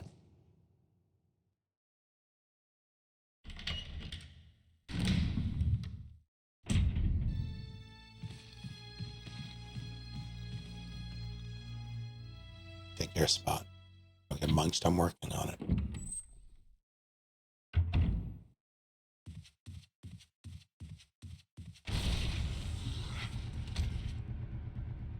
How did you even get in there? Where'd you come from?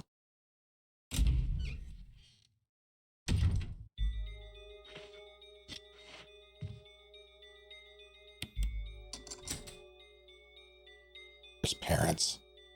Likely story.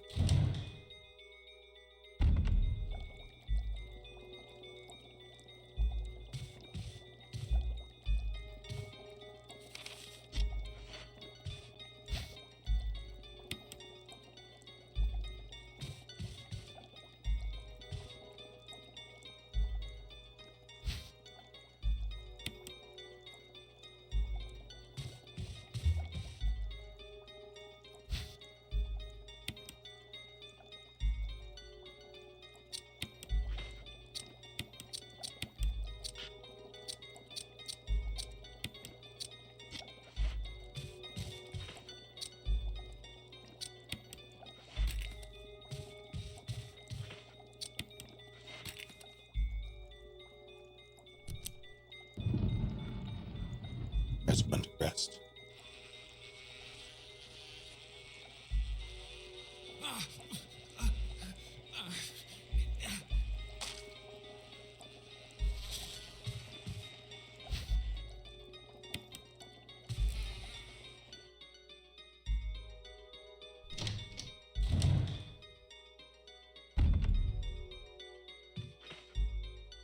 Okay, what am I forgetting? Is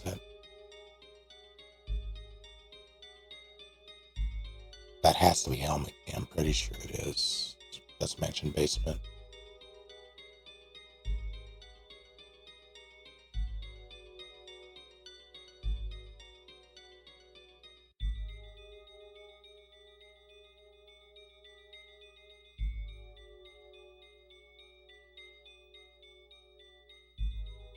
Oh, it's fucking Moonlight Sonata room, piano room.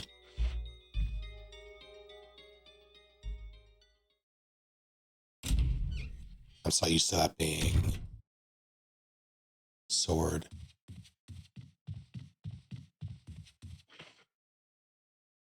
Yeah, that's fine.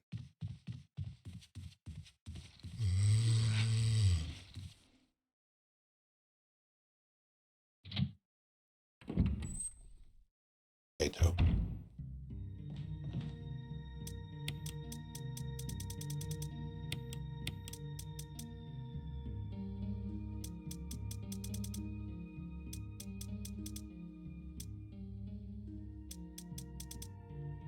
$18 shells to my name, all told.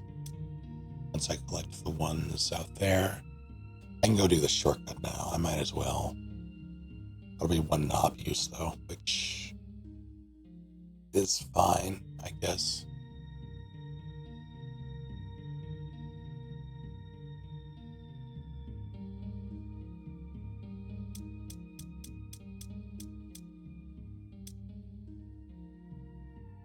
Saving Richard for last.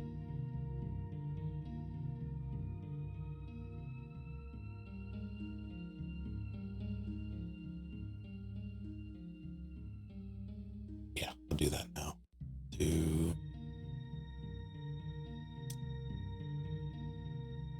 I'll go do shortcut and then do Moonlight Sonata. Or actually, can I? Can I even do that? I'll do Richard first. Which means getting past Larry, Moe, and Curly.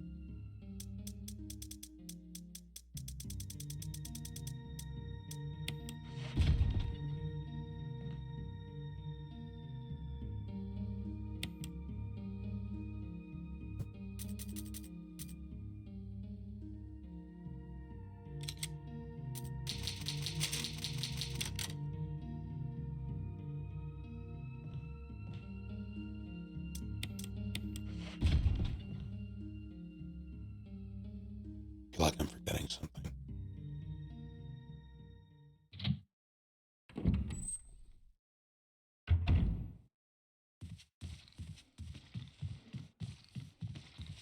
What is it? Where'd he go? He's not out here now, is he? Because if there are 4 zombies in this hall.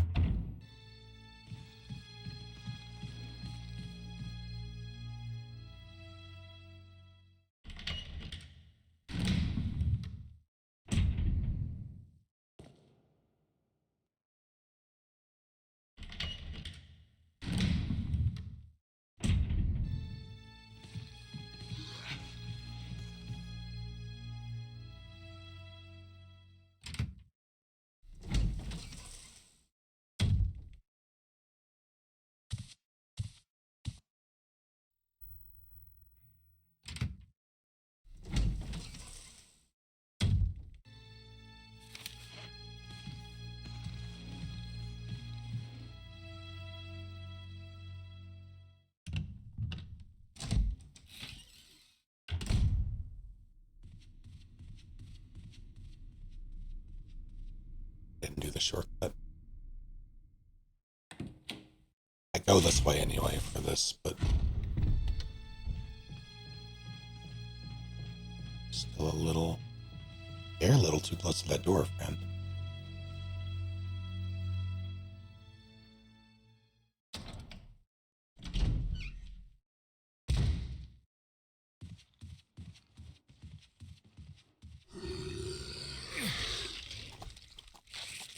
Oh.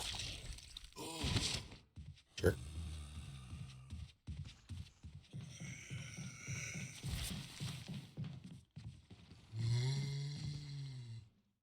I'm annoyed that he got me there, but it's my fault.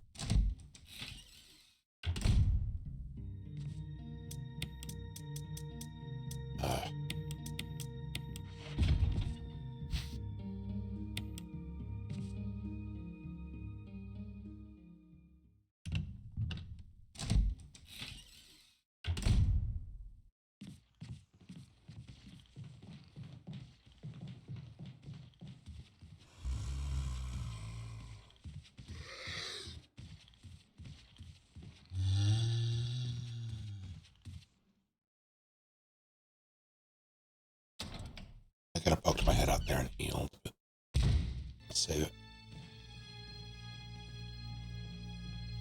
On a timer. Does anyone know how long you have exactly to get through here? Or rather, to save Richard? I knew once, but then it became a non-issue. I don't think I've ever, unintentionally failed it.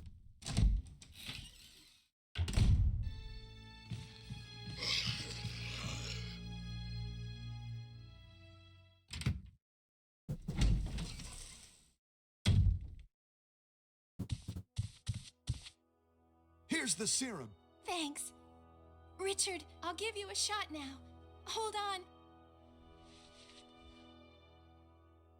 Here's a radio. Take it. Chris. Be careful. Rebecca. Is he all right? Yes, he is. Thanks. Rebecca, it's very dangerous out here. Will you come with me? All right. I wonder if everybody is... I see. Let me take care of it. I understand. For now, I'll wait here. Can you use a gun? Yes, sir. All right. Let's do it. Be careful, please.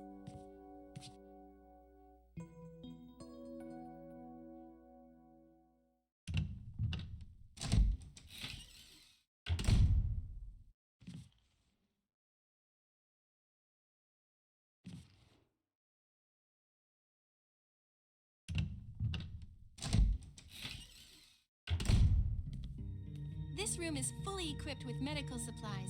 I can treat you, except for your major injury. Would you like me to? Sure. Yes. breaks his arm.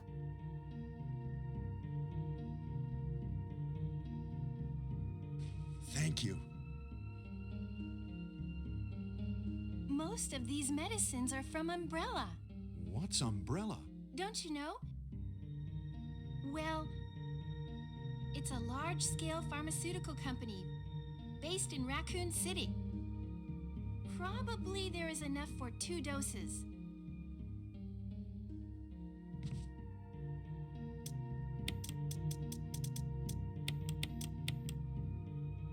Okay, how do I want to do this?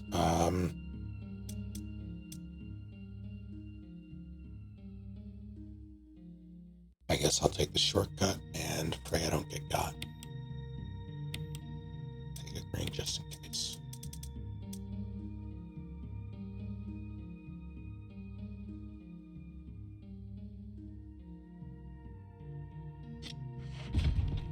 Wish me luck.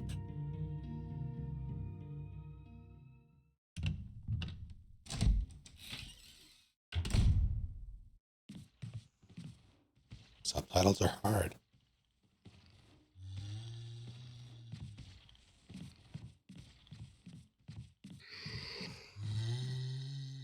This is full of baddies. And not the good kind.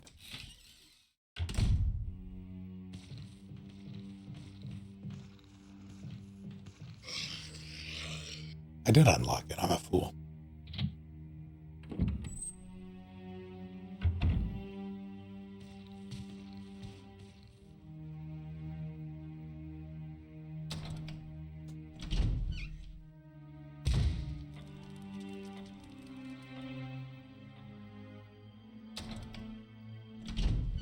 And I guess I'll collect that, but... Oh no, I won't. Alright, Fred, be chill. Fred. Frederick. God damn it, Frederick.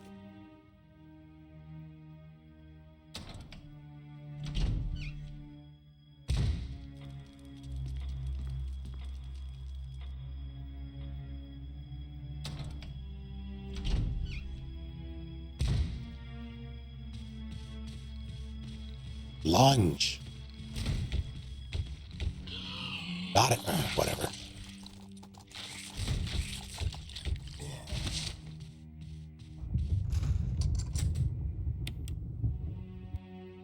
I'd rather take the bite because I don't want 2 zombies in that hall yet.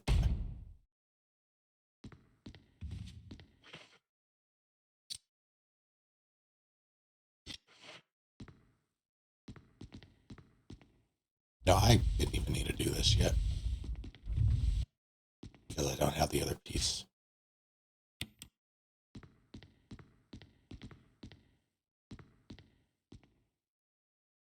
I took that bite for nothing. It's fine.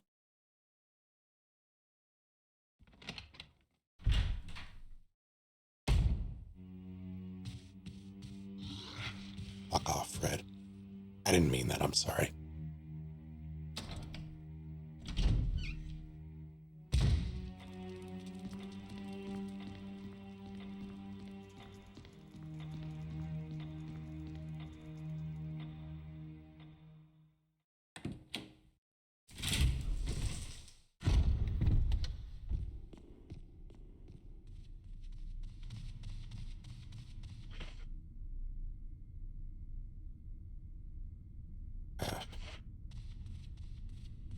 Oops.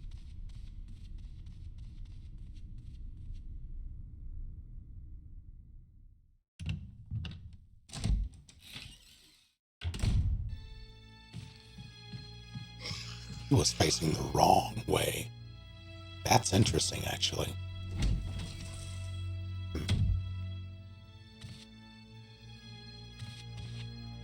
Yeah, I see his shadow.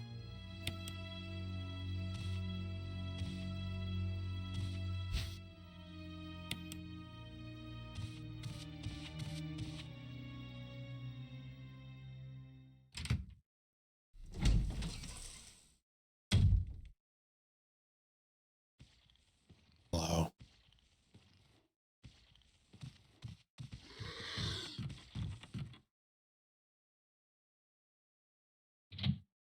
Yeah, can't spell friend without Fred. It's true.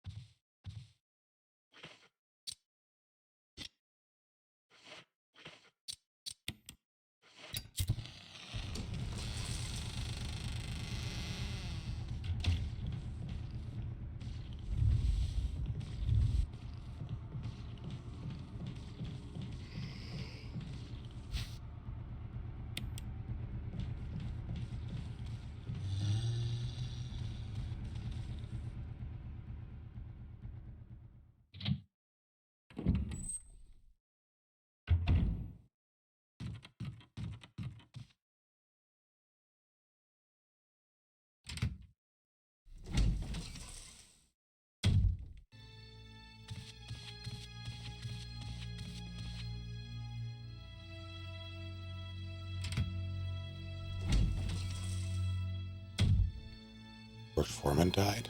Oh no. Oh God. What? Asshole.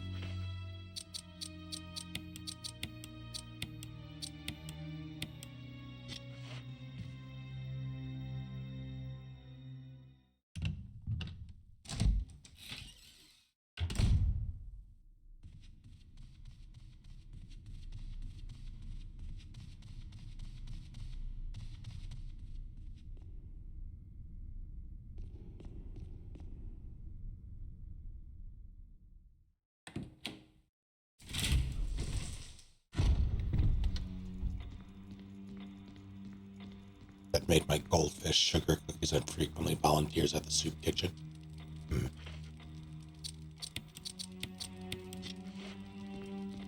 It's a busy man.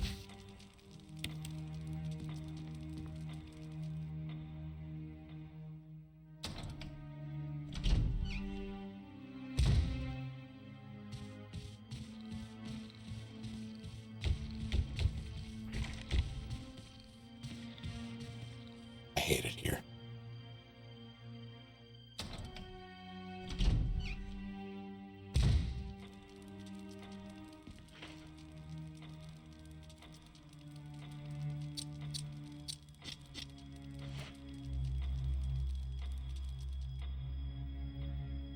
The absolute worst part about this is I can't really...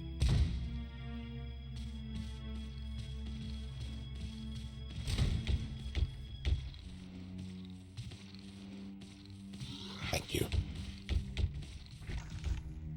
God.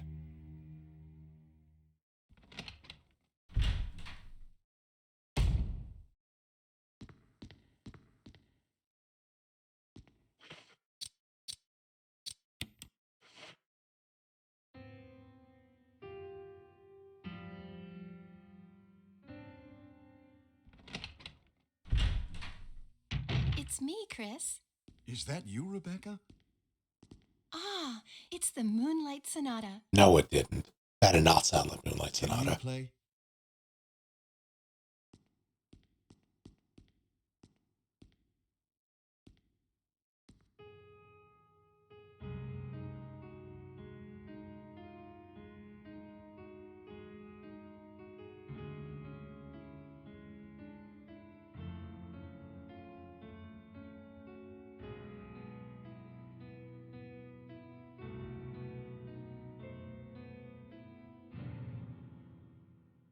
Wait, what is that? My interpretation is off a little. May I practice for a while? See? Just relax and play. All right.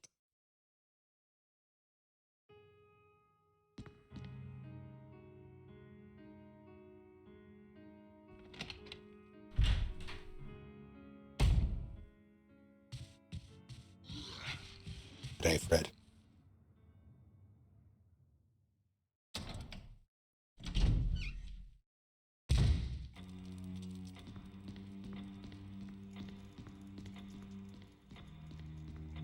But I'm a monster.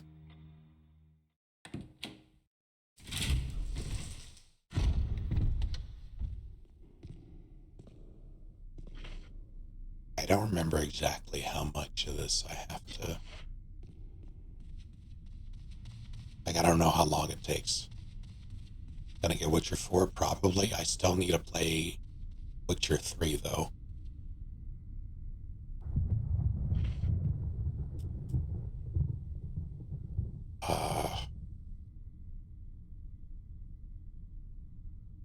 I mean, I guess I'll go gear up, come back.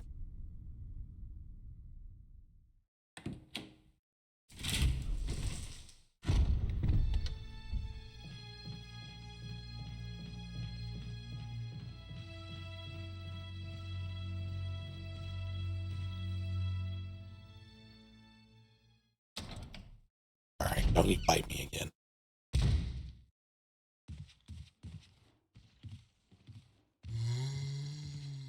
Lunge. Fine, whatever. Oh my god.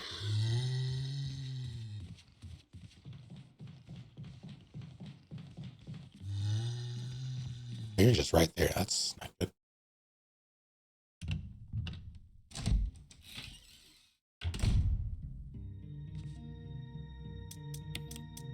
Recharged. 2, 3.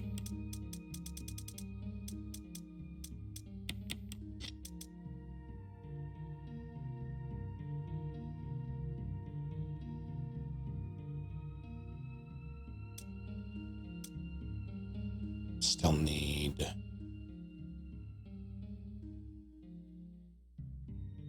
He's gonna bite the shit out of me. I'll have one more chance.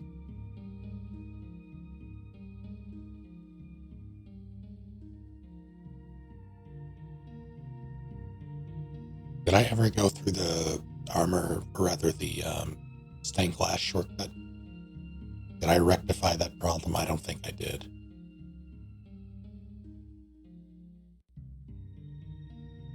Which is kind of unfortunate.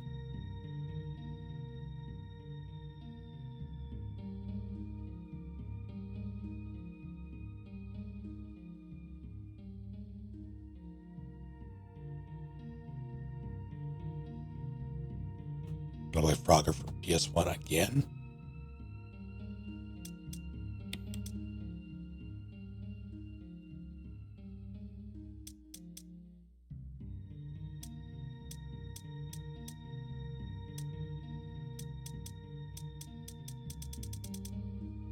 I'm debating on whether or not I want to... Or what am I about to get? I'm about to get Helmet Key, which will give me Last Mask.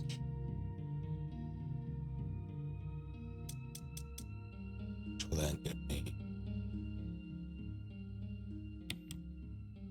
This should be good. I think I can do that and be okay.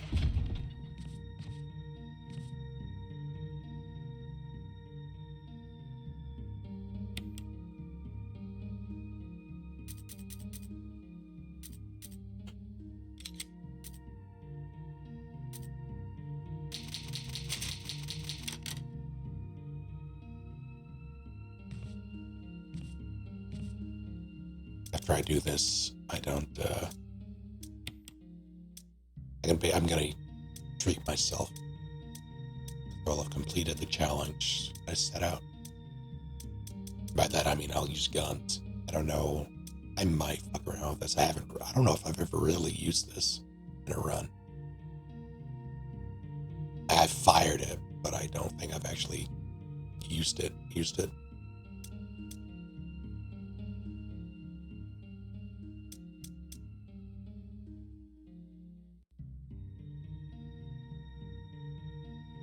This should be good.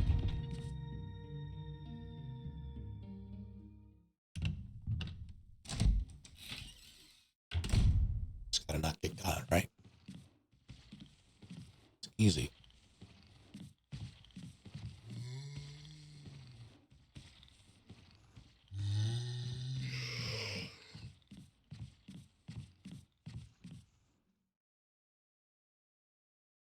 I think Fred is gonna play nice. I don't think Fred is gonna play nice.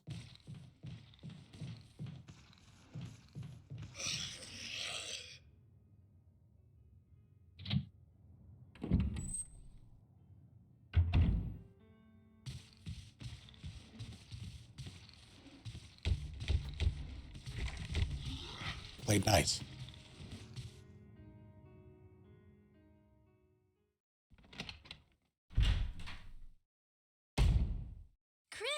Chris, you like it?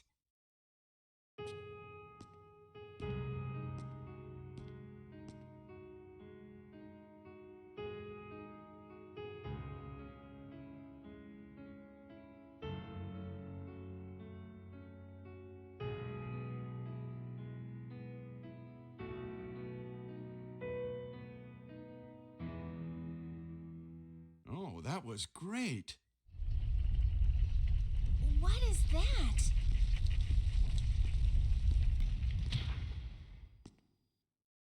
What I want to know is how that even fucking works. I hate everything. For some reason, I'm like, I can just swap them. I can't just swap them.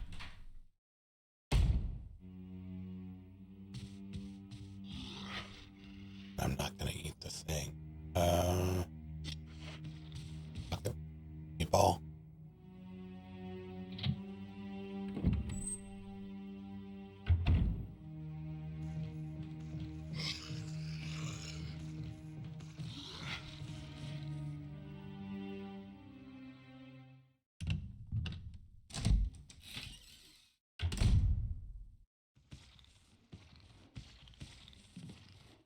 I don't know how to get around here. I'm gonna assume I have to go stage left.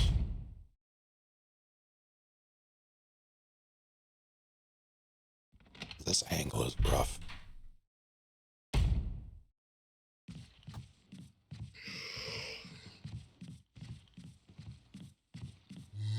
So that's the move. Go and reset him so he's facing the other way.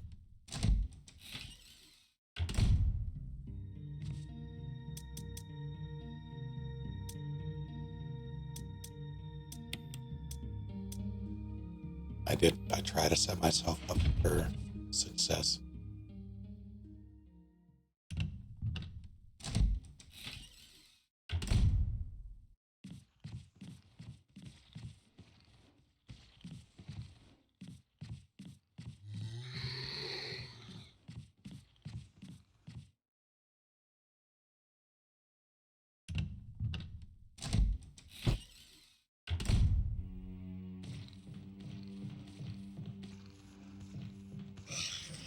Alright, Fred.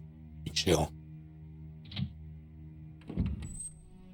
Gotta stop meeting like this. Fred. Frederick. Frederick. God damn it.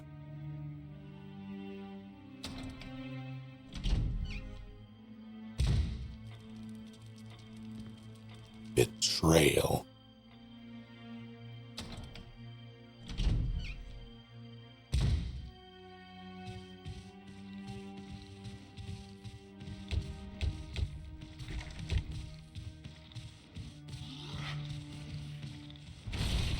Fuck. It's only a matter of time. That's fine, we're done.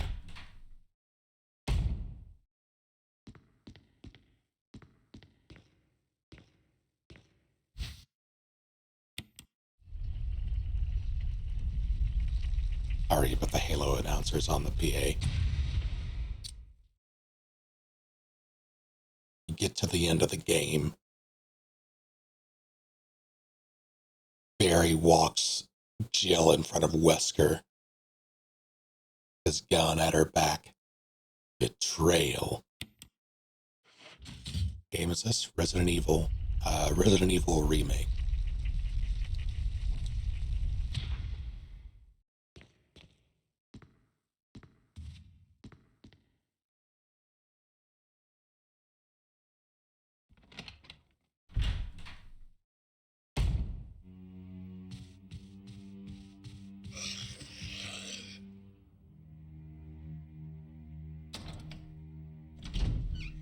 Zombie gets you, the Halo announcer says kill from the grave. Now, I don't know if I had to have heard that at some point. I forgot it was a thing.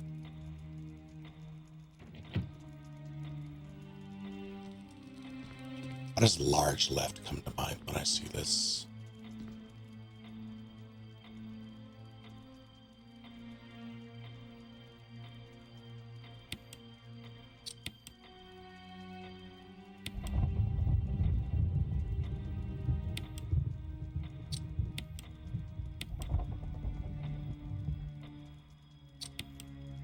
That's why. All right.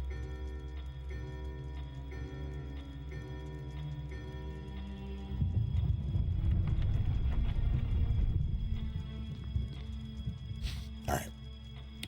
Now we are in yawn territory of all things, which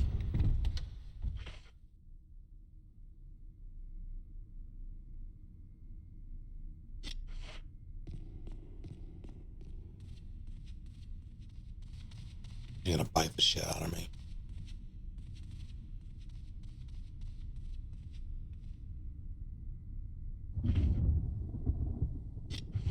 I'm just kidding.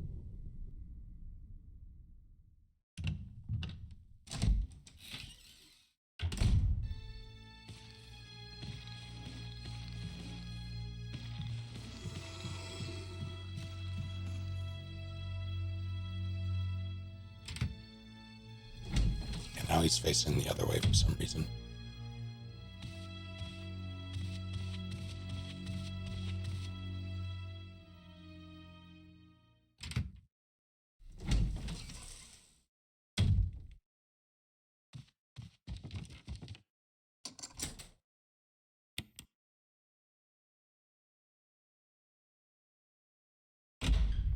I'm not going to pull this off, but I am going to try.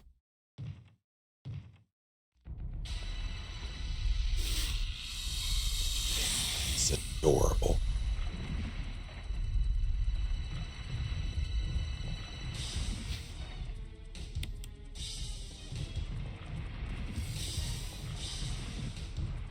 Hey, first try.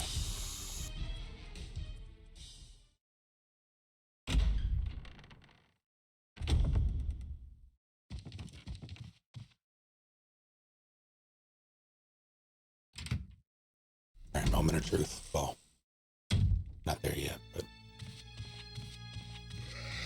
jerk.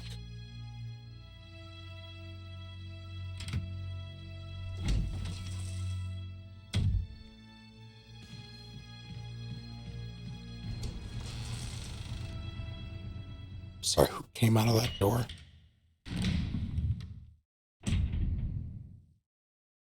I don't like that the positions are different. This sucks.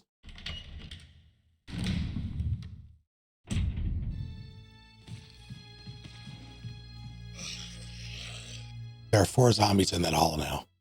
4 zombies in that hall.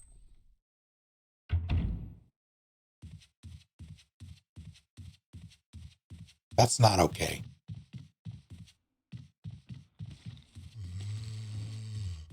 We're not okay with that, right?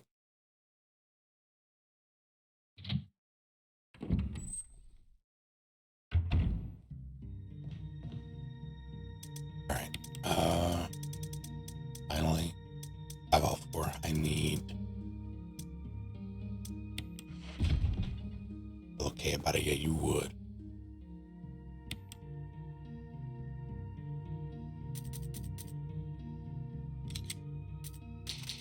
These zombies should have equal rights.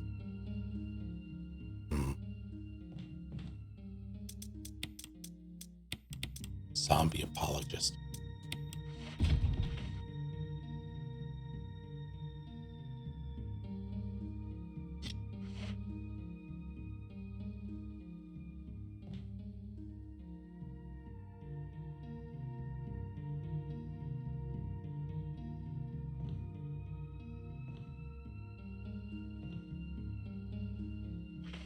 Am I forgetting anything? No, this is it. It's all the masks.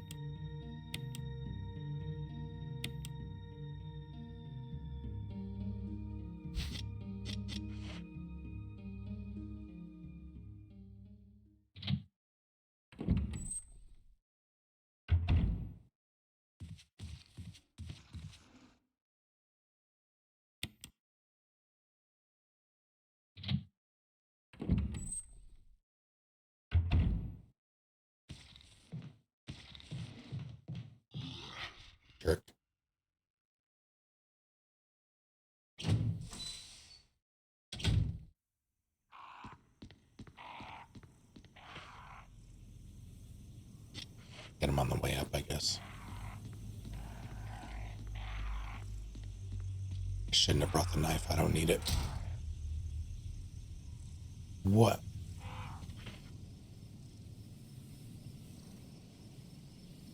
You're kidding me. Man, Chris gets shafted constantly.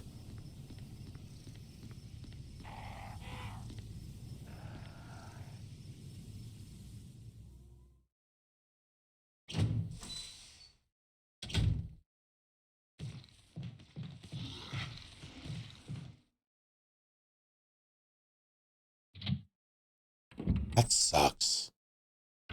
That's actually a crucial shortcut, too.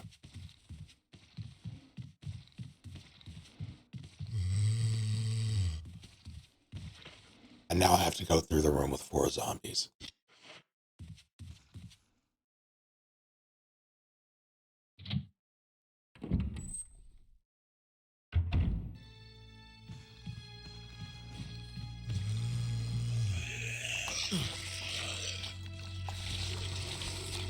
Stop.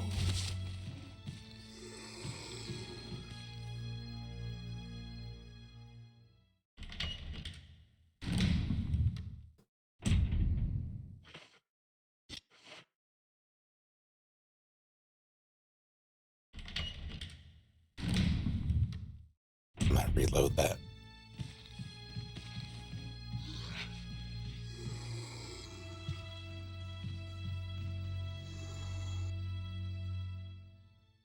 That's so rude. I'm struggling to think of another instance of that many zombies in a room. Where am I going?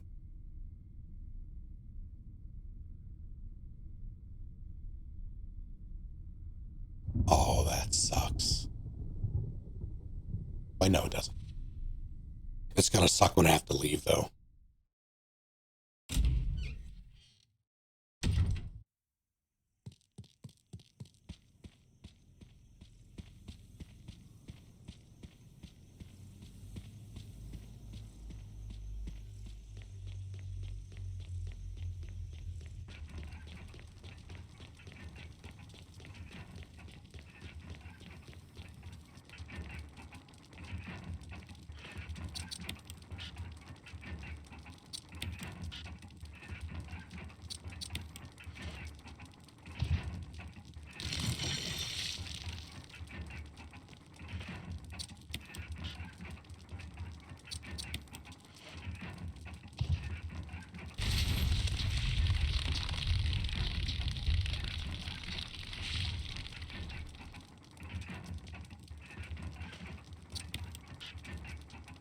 Fucking... What?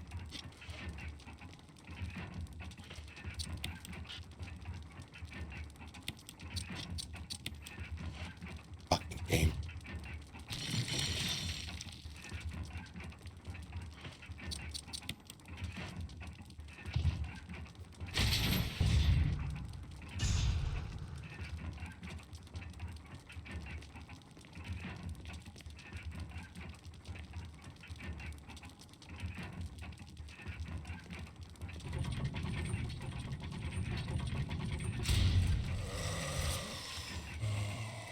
Hello.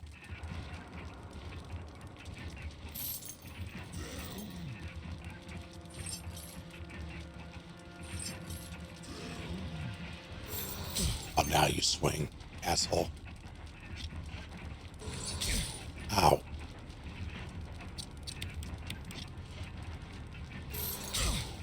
You... Grab me.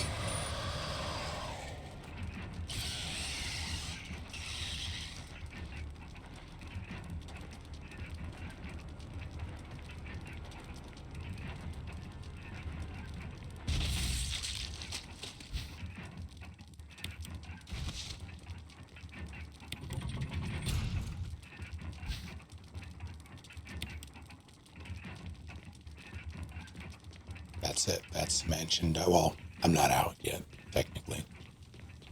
I won't call it until I actually make it through, because I still have to run through Murder Hall.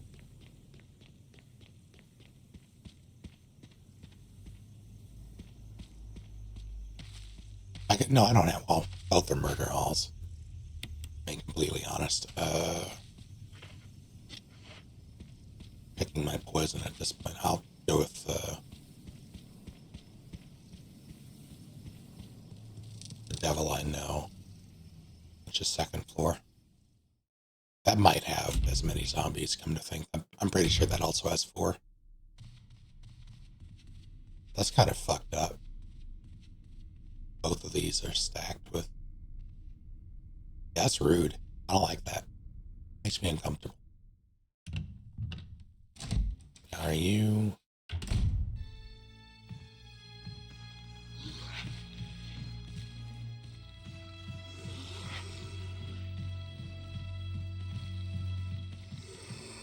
No, I'm good.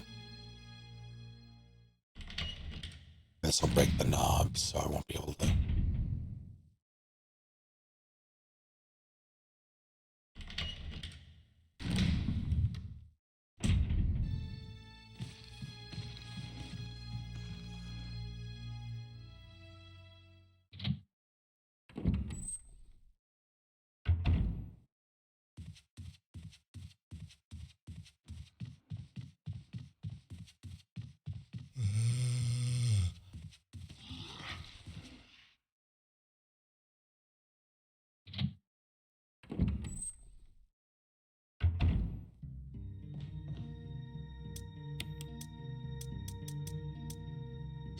I need that.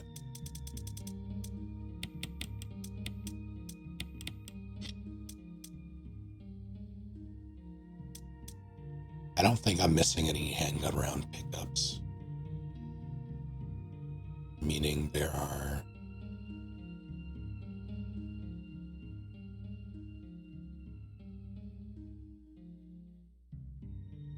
6, if my math is correct. 6 handgun mags.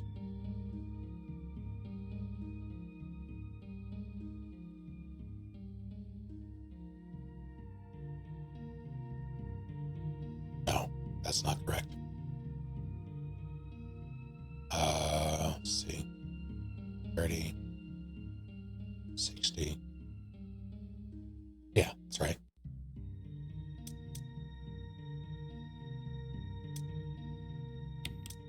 That's interesting. There are 2 boxes of shotgun shells. At least immediately accessible before you exit. That's not a lot of ammo. It might seem like a lot, but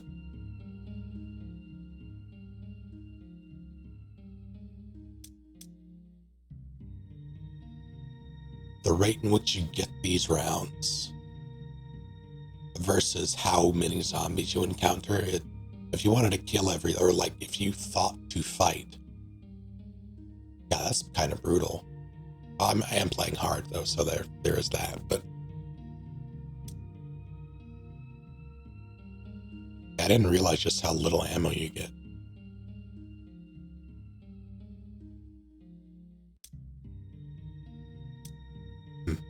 It's interesting.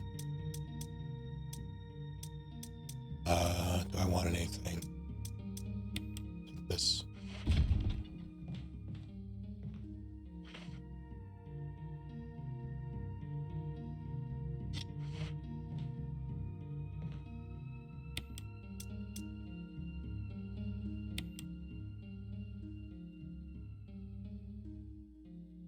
Actually, no.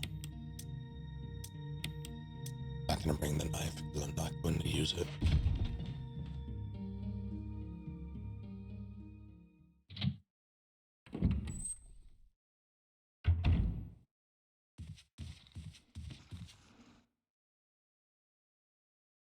Yeah.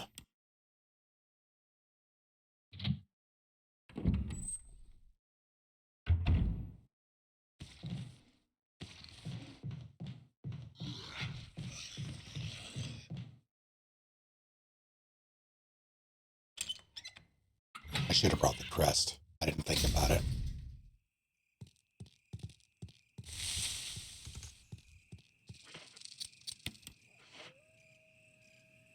Grab it on the way back.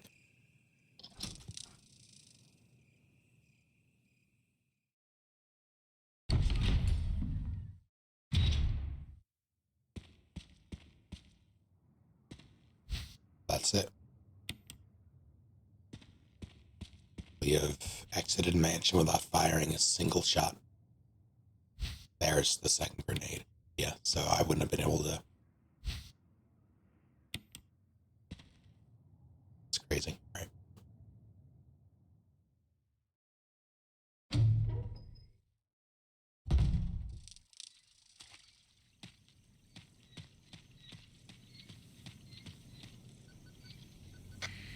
Chris, Wesker! strange monster. Escape. Trouble. Get that mansion.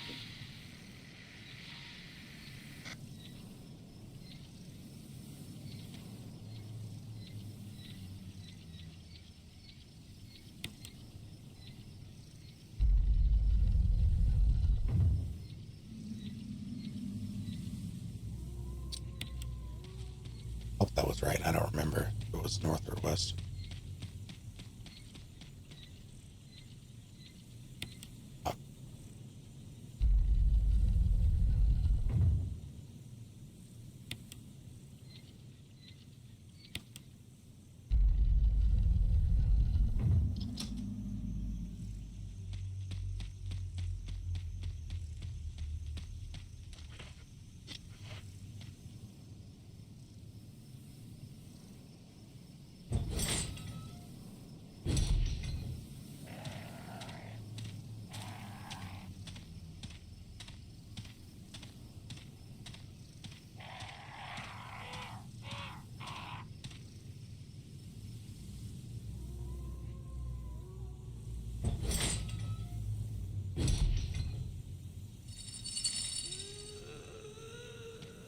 I don't remember if they're here on hard on the way up or just the way back. Looks like just the way back.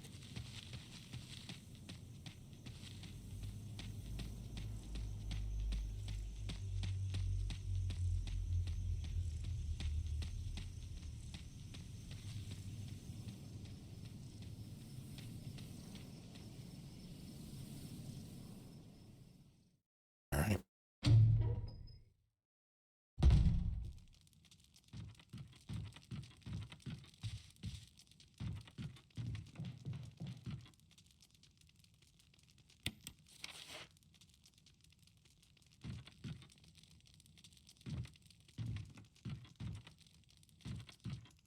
It only took all of my ink ribbons to do it, but I managed to, or all but one of my ink ribbons to do it, but I managed to get through 2 resets. But I've accomplished my goal. Now I'm debating on whether or not I want to continue the run, since it's just default Chris.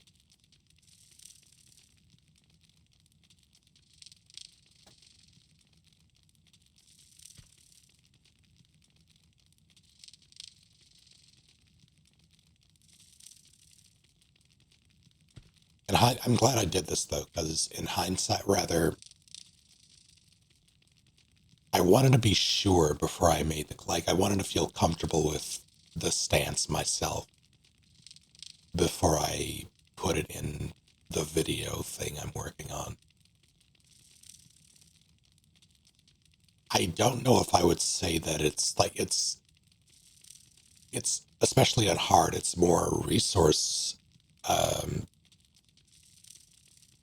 it's more efficient to run by everything, but it's not as, it's still a little tedious.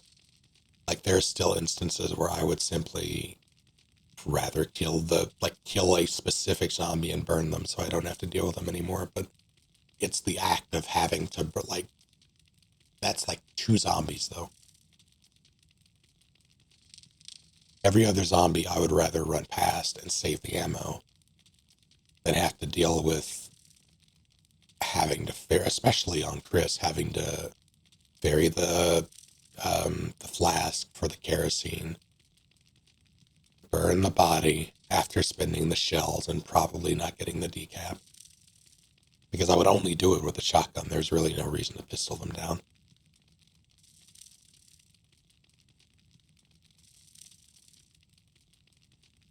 I'm honestly struggling to... I'm struggling to think of a use for the pistol now that I know that you can very easily knife that dog on the terrace.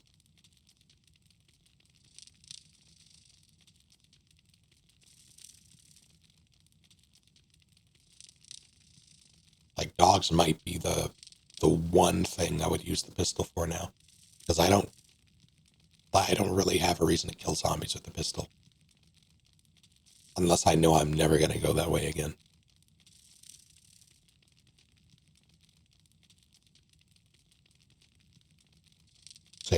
I wouldn't say it's as cut and dry as I thought it was. In terms of not shooting anything, that being the move in subsequent runs. There are like 2 zombies. 2. Specific. Fred might have to go. Fred is one of them, because he's a problem. And the other is that zombie right next to the Richard door.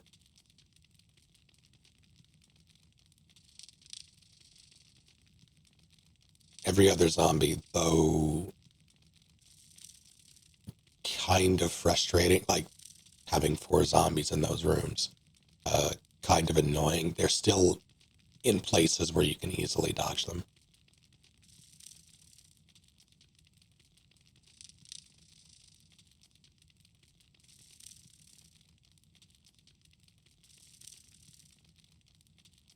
It's only slightly as bad, or slightly easier than I thought it would be to, well, not easier.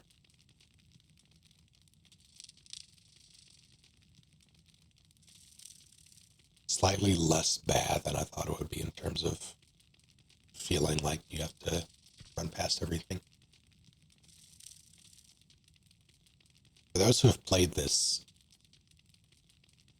and who have played it more than once, I guess is really what I'm looking for here.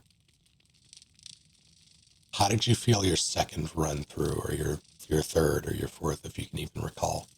How do you feel about the game now?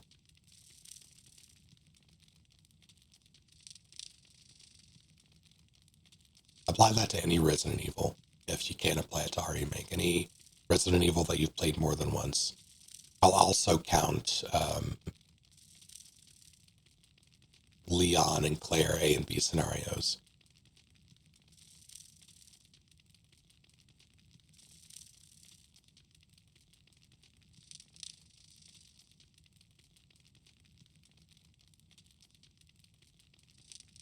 Like, what's typically your move? Do you run around or do you shoot?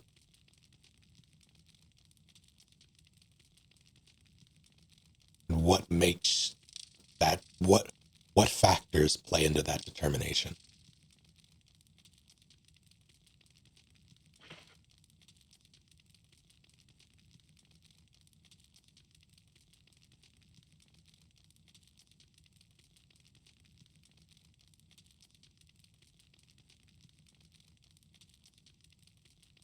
If I get the feeling it's an area I'll be passing through often, I'll try to clear it out.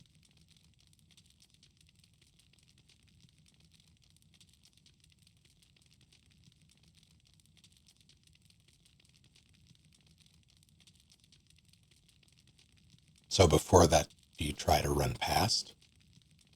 Or at least the ones I can't easily get around?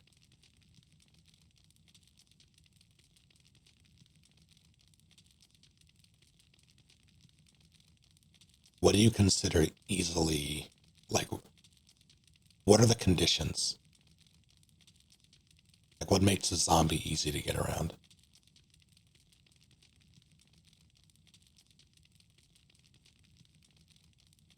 Like, at what point does it not become, or does it become, I guess, more tedious or harder?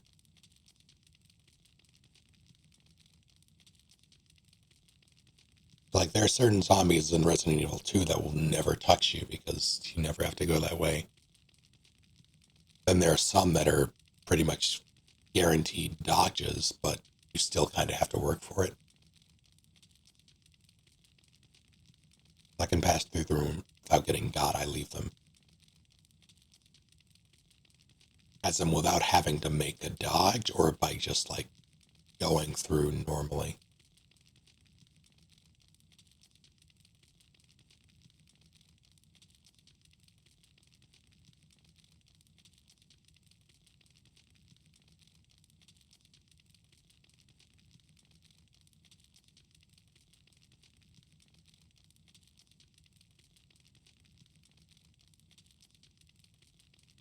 Not exactly very good with the control, so dodging is a stretch.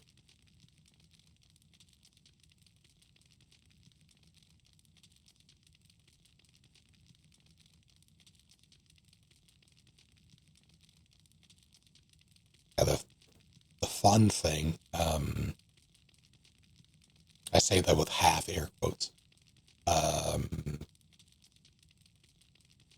I'm more confident in my abilities, I would probably leave more of them.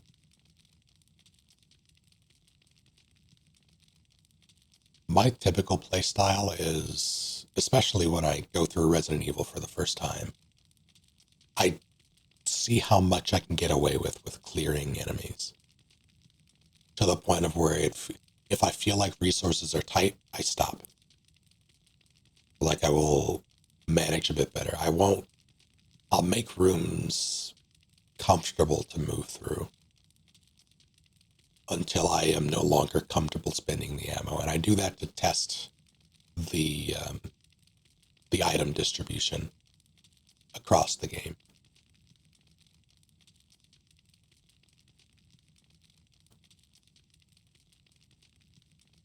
But even with I've been doing this since the 90s, playing these games. I'm very familiar with the controls. There's always an RNG factor. In pretty much every classic Resident Evil, with the exception of maybe Code Veronica, now that I think about it. I don't remember if zombies in Code Veronica have any sort of like RNG lunge or anything that they do. There's always there's a factor in the first three, with the exception of RE1 as well, I guess. Like OG. They're all pretty. There are no weird elements in OG that I can think of. But in RE Make, in RE2, and RE3, they're always like RNG zombie mechanics at play that make any encounter not a full question mark, but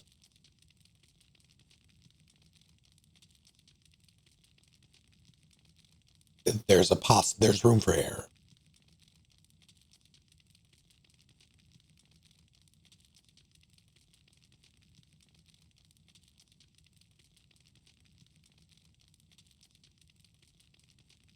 And part of that, like part of making these determinations is like for me, or for me personally, part of making these determinations of which zombies to leave and which to kill, um, like which rooms to clear, what order to do it in is another factor, because some ammo or some rooms might take more ammo.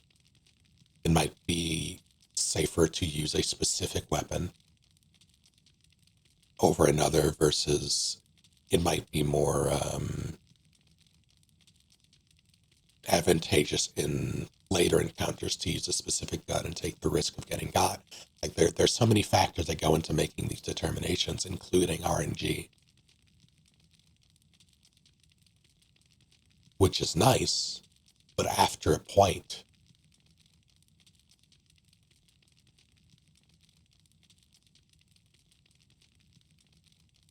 like it's those very small RNG elements only carry it so far. As a rule, I try to leave as many as I can until I get a shotgun, leave the pistol ammo for bosses. Interesting new pistol bosses. I don't, unless I like RE2 is probably the exception where I feel pretty comfortable pistoling all the bosses except the final one, if I like so desired. And by the time you hit in-game, you have so much ammo for it. But you have so much ammo in general in RE2 that you, like, by the time you know where everything is, and once you know what you're doing, you'll be hard pressed to be low on ammo when you hit endgame in RE2. And that's for everything, so there's no real reason to use the pistol. It just goes faster with heavy ordnance. I typically go pistol for zombies and dogs. Maybe crows if I'm feeling a little feisty. But I rarely have to shoot crows. Shotgun for specific zombies, like room clearing and mid-tier enemies. So like your lictors, your hunters. And then Magnum/grenade launcher for bosses. Figuring out I can aim up and wait for a zombie to approach to blow their heads off in RE1 was a game changer. Yeah, it's good.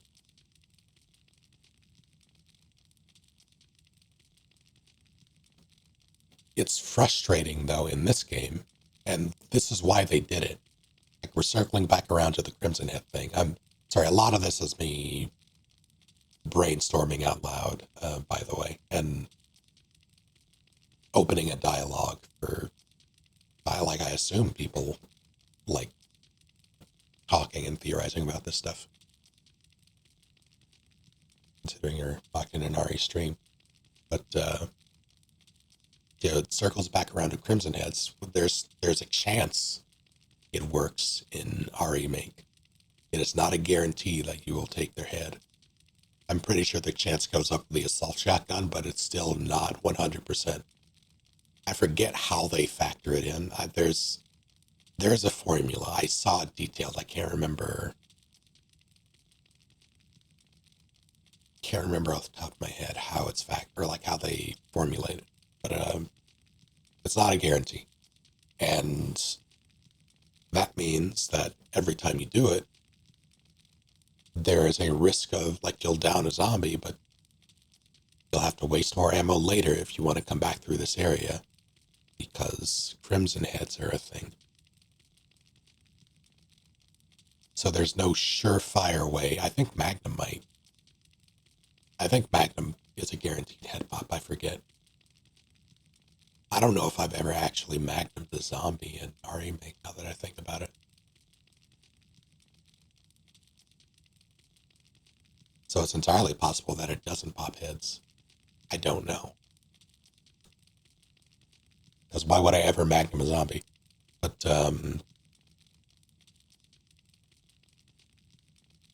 yeah, it's an interesting dynamic that they set up with the Crimson Heads, where it adds to the risk reward, but it ultimately feels like too big a risk to use the shell or shells, and then have to spend the resources burning them, the time. Like, time is also a resource. It is a resource that you have to manage, and in this game, that can be more, that it can be less meta, it can be more direct, like it can, like the Richard thing, the Rebecca thing that comes up on Chris, where you have to go save her from getting hunted.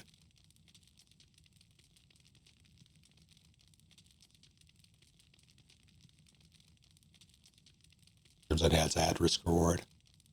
Downing a problem zombie in an area I won't use. The back half is less costly than downing a zombie in a common route, which I then need to consider the benefits of burning.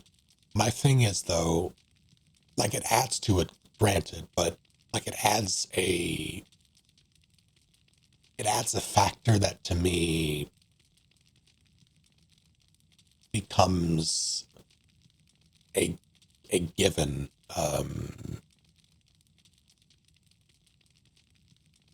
How do I phrase this?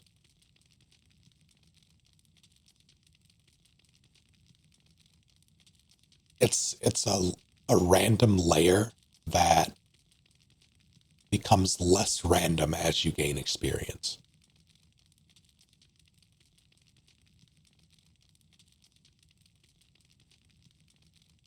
Because, like, the whole point of me running through without using a weapon was to show that, yeah, having to come through, I have all the ammo that I got from the mansion going into the guardhouse, so I'm fully kitted out as best as I can for hard mode. Health is, it's okay. It's solid, I would say. Have like 3 or 4 full heals. I'm fine. And it's simply easier than having to deal, like, it would be easier to take them out in the short term and maybe get a headshot, like get a head pop rather. But in the off chance that they don't go down, which is likely, all told,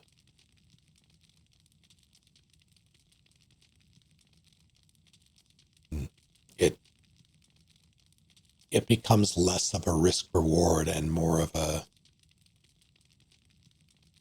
well, there's more risk than reward. It becomes skewed. And that, knowing that, influences, like, it influences the decision in a way that I feel negatively impacts the game in subsequent runs.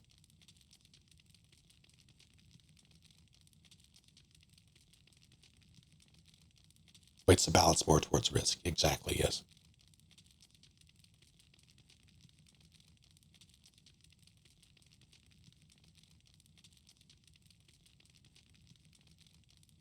Because it's not even that Crimson Heads are difficult to deal with. They're tedious.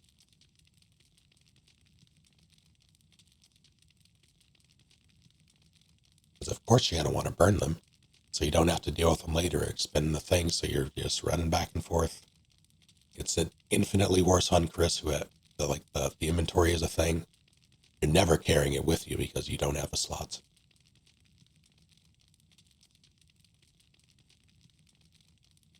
Fred would wisely hedge against the risk with, yeah. I'm so disappointed in Fred right now.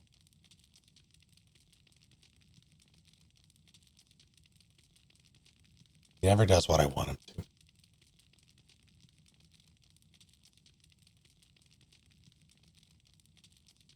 Yeah, he's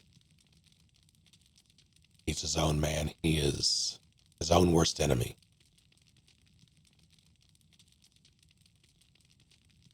But he's a perfect example, though, of a problem zombie that if I were doing a regular run and I was actually, like, if I made the choice to shoot something, he would be one that I shot. And it pains me to say so. Wildcat in the hallway, investment banker in the sheets.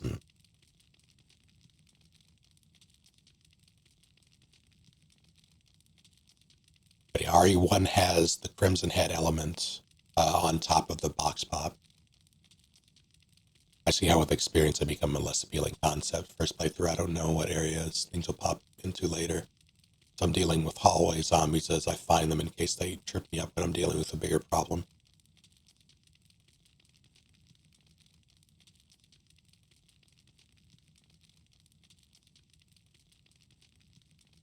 So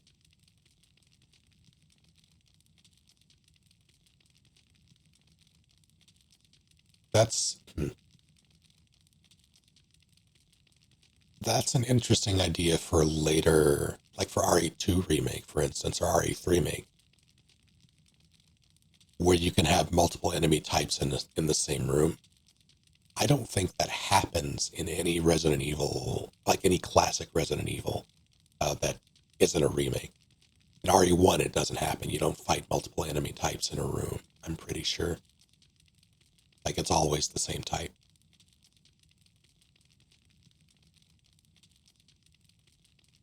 I'm gonna try running by RN, do it.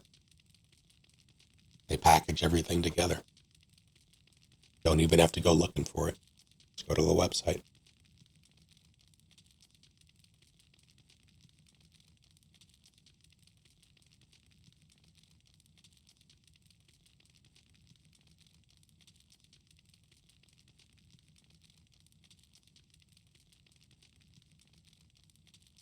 RE1 has the Crimson Head element plus the critical hit, random chance. Well, not the formulated chance thing, non-guarantee critical hit. RE2 has zombies that lunge randomly, which is it's a factor. It's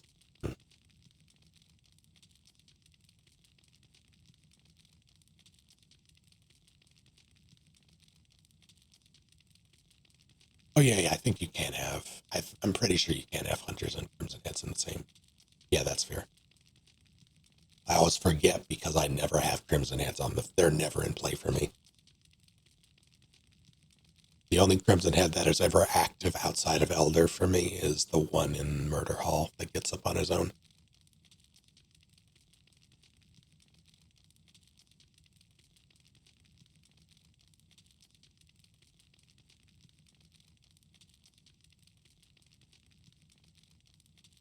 Yeah, that's the only instance. That is a problem of your own making, which is why I don't kill them. I don't kill zombies, because you either deal with them there or they become a problem later.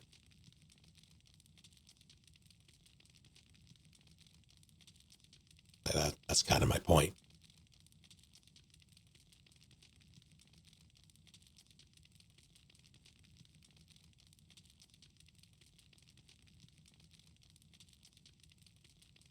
I did have the knowledge, like I played the original, so when I came into this game, I did have the knowledge of, at least I thought I did, like, I was pretty confident in the way it worked, because I had played the original, that like, you won't have the same, or multiple enemy types in the room, and eventually the zombies would be replaced outright by hunters.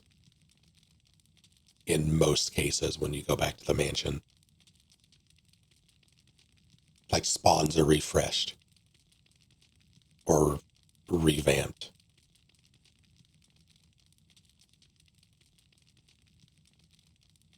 So it's like, why clear out these enemies when they're just going to be... the zombies in the hallway and... actually, there are no zombies in that hallway in the OG, are there? RE2 basement.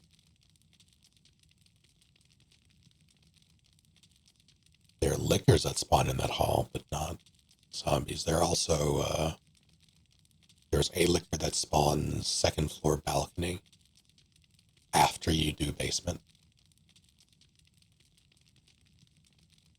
Like, knowing this stuff also influences which enemies you kill. How do you feel about the implementation of the lighter and fuel then? Resource added to fix a problem of your creation. I like it in theory, like I like it on paper, but I think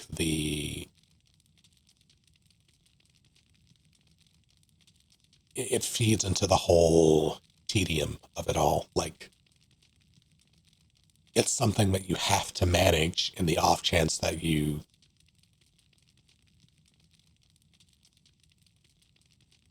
it's exactly like you said. Like, it's a resource added to fix a problem of your own creation. I'd rather not create the problem.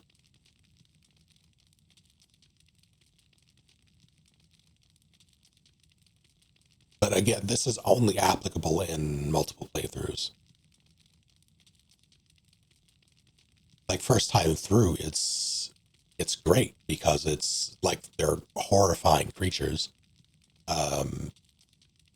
You're sort of learning how everything works. You're sort of learning when to kill things and how to use ammo, and you typically do it out of desperation. And it works. It just, like, it's great for a first playthrough.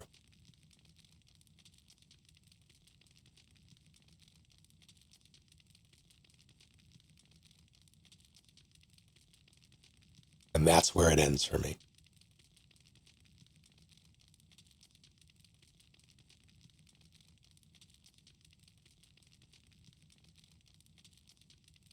It's the equivalent of, like, there is the meme in video games, like, of the sewer level. How it's dreaded. What is it? A good example, I haven't experienced it myself, but I want to say Vampire the Masquerade Bloodlines has a dreaded sewer level that, like, when you're going through it the first time, you simply don't know, but in subsequent playthroughs, it's the place that you dread.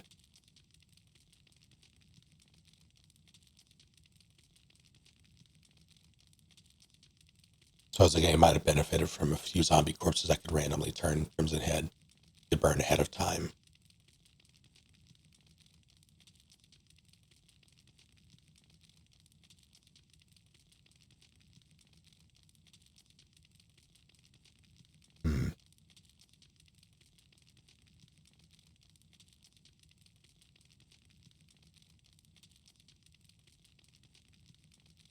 Only insofar as it would add a guaranteed use to that mechanic. Like, if there was a random chance of enemy, like, there's like a corpse right outside the west save room that I expected for years to get up, and I always burned him, but I don't think he does. But if there was a random chance of corpses that were already out just standing up, I would absolutely burn them every time. But again, that's not really a choice for me, and so, like, it's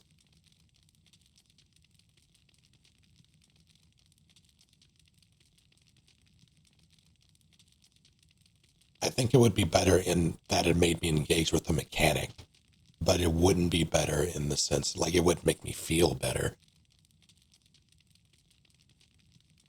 Dreaded is a bit of an exaggeration, it's just too long. The problem area in Bloodlines is later on in Endgame. They clearly dropped all polish and replaced level design with tons of fighting.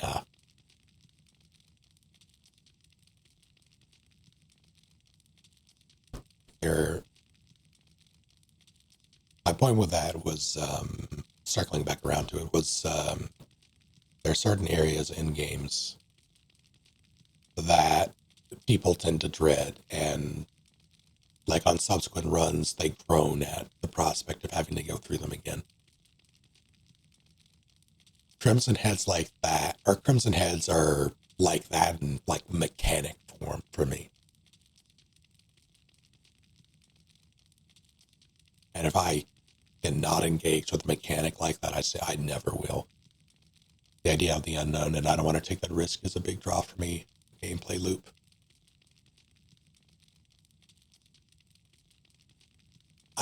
Again, I think it's neat on paper. I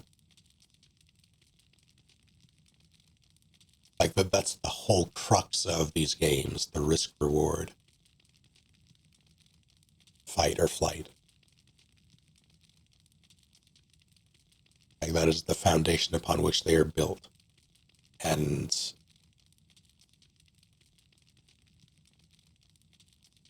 the thing that makes this game less than great for me is that it doesn't have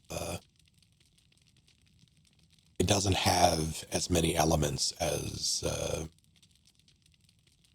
like RE3 has more elements that I feel make it more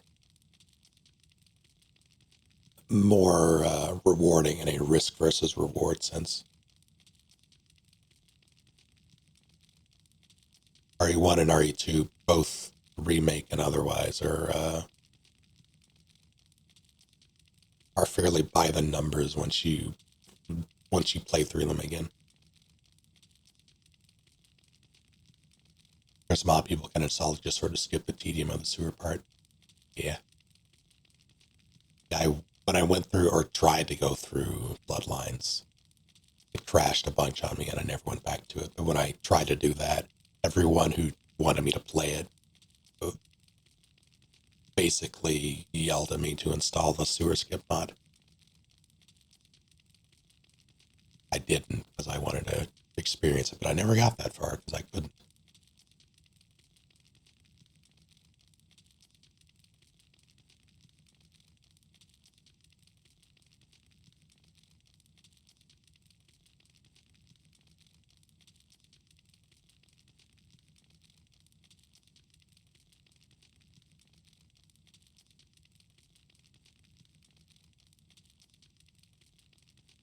it's a shame too, because rather in terms of games that do like risk reward or fight or flight very well, it's a shame that RE3 didn't have more and that they dropped the ball so hard on the remake. Because it does a lot right. The original probably has the most extreme a fight or flight with nemesis encounters. It does. It has that in I think it's like purest form, its most heightened form, most extreme form. It also has the various, like in terms of replay value, it has all the various, my headset just turned off, like live selection thing. It has the various like location, like possible spawns for items for enemies. It has so much going for it. The different ways you can use gunpowder. The fact that you can either get the mine thrower or rather the grenade launcher or the magnum early. Like there's so many different factors that go into that game being replayable. Not endlessly, but a decent amount. R3 is my first RE because I was young, dumb, and just wanted to play a rated M game, and the library let me. How'd you find it? Making the nemesis jump and removing the choice moments are biggest mistakes of RE3. Yeah, I would say those are the biggest contender. Like missing content. I would have loved to see Jill in the RPD, for instance. I would have loved to see an actual, like, fleshed out clock tower segment, not a glorified boss fight. Like a cameo in the backdrop of a boss fight. But yeah, if they had opened it up more and had more of the live selection stuff, had any of the live selection stuff,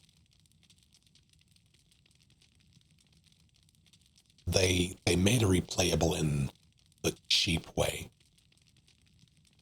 by like through artificial difficulty and unlocks, which I do commend them for having like legitimate unlocks, like unlock perks for completing a game. It's very like early 2000s in that respect. You don't really see that in games nowadays. It's always like here's something you can like spend actual money on to unlock. Here's DLC to get a fun thing that you have to pay for. If I wasn't interested in replaying it for Inferno difficulty, I would have felt buying RE3 Remake wasn't worth the asking price. Got stuck with a fixed camera making it hard to aim.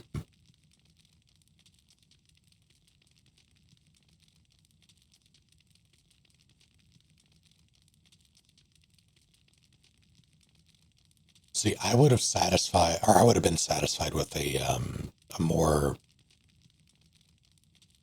more modern take on it, I guess. A more organic take on the live selection thing if they did it in the, like, presented it through, here are these places you can go.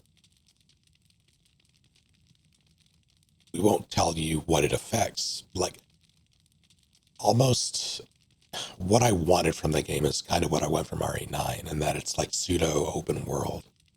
Where they have a bunch of shit that you can do, and you get to choose whatever order you do it in, and depending on which order you do it in, the minutia of the story will change. Like going to the pharmacy before you go to substation, for instance, or like Raccoon Press, etc. Things like that. Having more of that,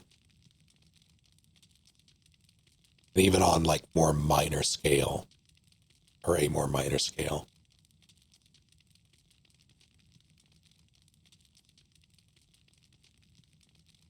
But they didn't do it.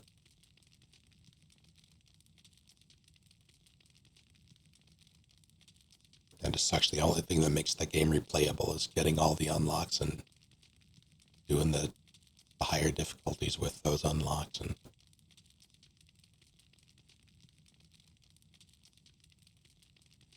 it's a very artificial way of making a game replayable that I don't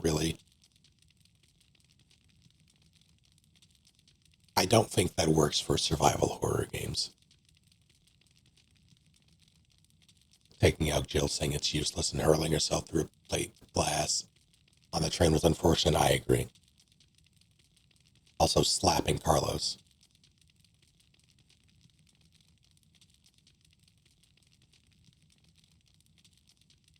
Don't die, Viz.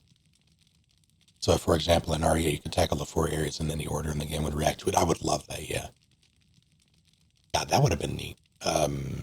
Being able to tackle the lords and have that affect, like, the different area, like, have that affect the next lord you go to. Or, like, have some sort of influence, have them exude some sort of influence on the world that changes once you take them out. Like, things like that. They could have done a lot.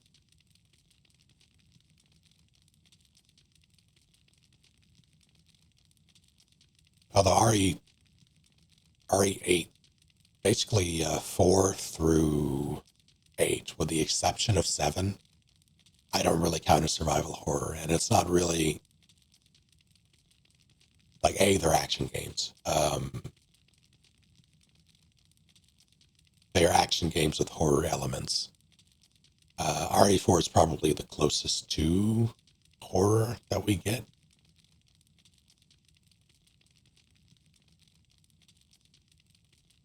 Out of that bunch. But B, they also, I think they are disqualified by default because their enemies drop items. So resources are functionally infinite. And you can't really, I don't think it fits the bill. Making the game mechanically easier each run instead of playing again to try to improve my tech is less appealing.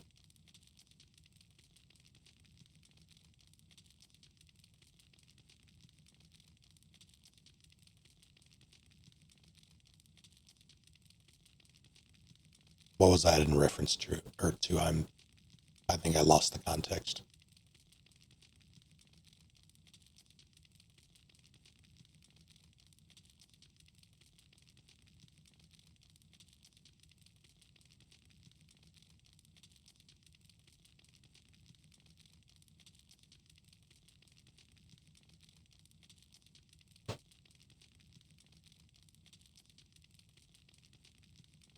Power-ups. Yeah, okay. Yeah, I don't really mind them in a... It harkens back to games of like the early 2000s or late 90s where you would play and you would get a bunch of unlocks to just go nuts with. It felt like that, but it also, in a way, some of them felt kind of required for the higher difficulties, which I didn't like. Which is why I felt like a way to artificially make the game replayable.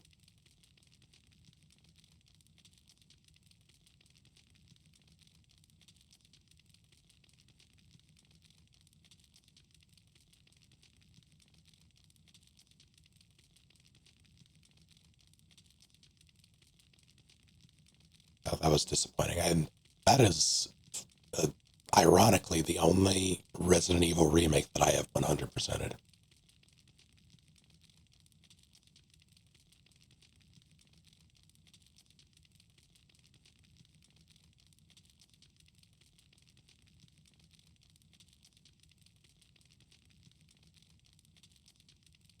Didn't do Inferno with infinite. I don't think you need to do infinite ammo, but yeah, like the coins are kind of required because everything does so much goddamn damage.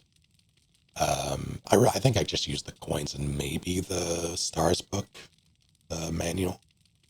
I don't think I did though. I think I used the manual for the final Nemesis fight.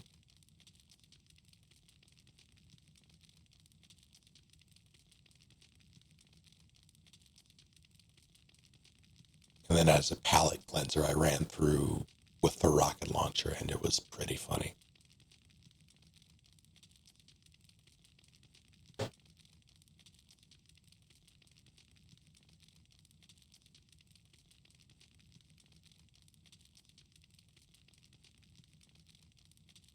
So I'm thinking,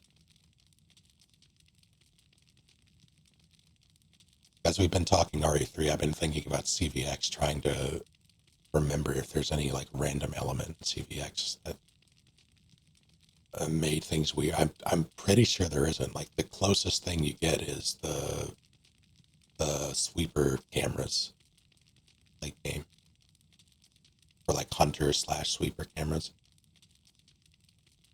I think no, it's just hunters, right? They'll send hunters after you.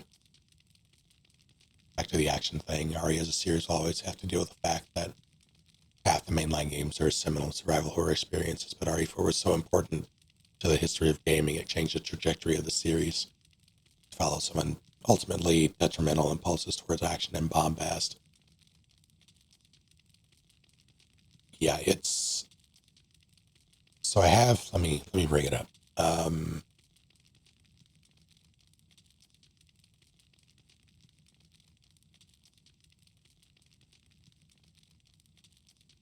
When RE4 came out, I was one of the people who was like, not my Resident Evil, because it simply wasn't. It was the first time they had deviated, and it wasn't what I wanted. It's still not what I want in Resident Evil, like from Resident Evil as a series. It's not what I think of when I think about it, despite half of the entries being that at this point, half the mainline entries being that at this point. This opened the wrong one, God damn it. So I do think like that impulse is fair at the time. I think now it's dated. Let's see.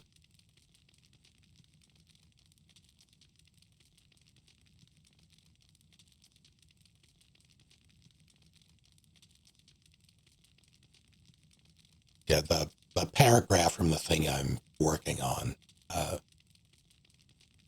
this is a very long-winded way to say that for the purposes of this video, declaring peak survival horror, or this is a very long-winded way to say that for the purposes of this video, declaring peak survival horror, those games don't count. That was in reference to RE4 through 6, or rather 4 through 8 minus 7. I want to be clear, though, that I'm not saying those aren't good games, or worse, that they aren't Resident Evil, whatever the hell that means. Let's face it, RE has skirted and flirted with multiple genres for decades. The later entries might not be what us more seasoned players want from the series, but it's undeniable that nowadays its genre identity is nebulous at best. The exclusion of what might be your favorite game isn't condemnation of it, or you for liking it. Yes, this includes RE6.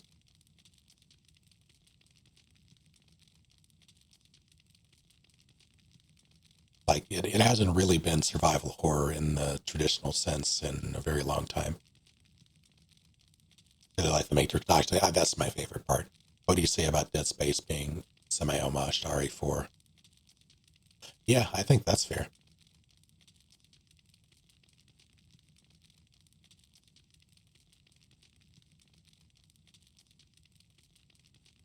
Yeah, it seemed very much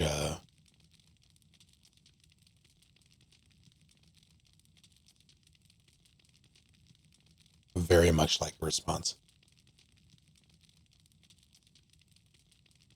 But I need to find this, because I know there was an interview, or several interviews, potentially, of the Resident Evil devs talking about them deciding to do RE4 and other, like, branching out, dipping their toes in other genres. And I believe, if memory serves, it was because they simply wanted to do something new.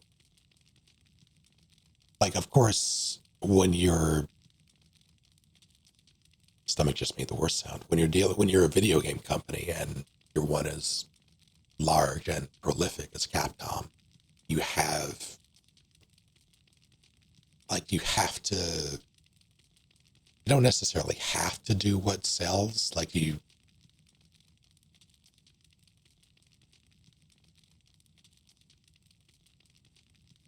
the name Resident Evil itself will sell, granted, but there's probably a pressure to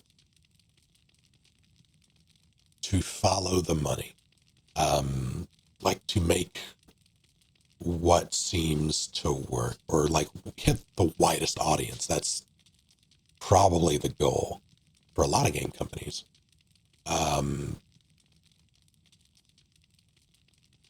That said, RE4 at the time, they made it because they wanted to do something different. They kept making different types they made rail shooters. They tried multiple like third person style. Well, they didn't in-house make Operation Raccoon City. That was Slant 6 Games, I think. The people who made SOCOM Combined Assault, I believe.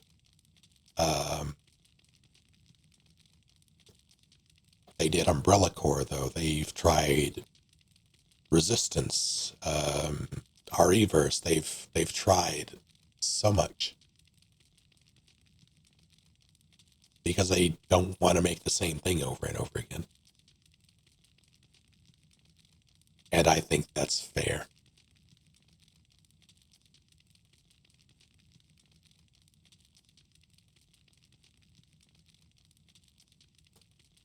So I do think that they have chased, for better or worse, the success of RE4 by making more action-driven games. But I ultimately think it, with this particular developer, stems most predominantly from them just wanting to do something else.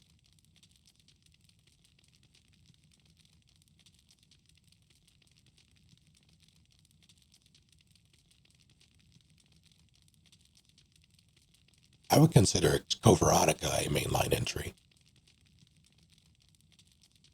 Like, I'm fairly certain it was supposed to be a numbered game, if memory serves.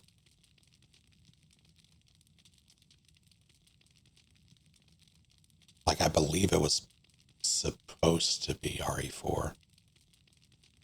Yeah, they had, they had a handful of spin-offs that were very much in line with what people would expect, but hello, Jinx. Or, like, they were trying something new with Outbreak and making it online. It was originally called Resident Evil Online. They were playing around.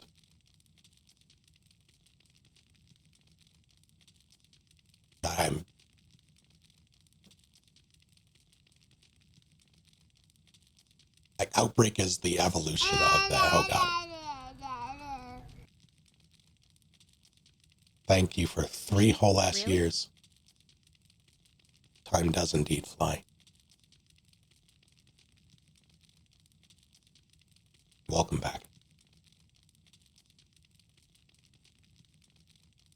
But yeah, Outbreak builds upon, like, they took bits and pieces from pretty much every mainline entry, Zero included, CVX included, and layered some additional, like, early 2000s unlocked stuff on top of it that all contributed to the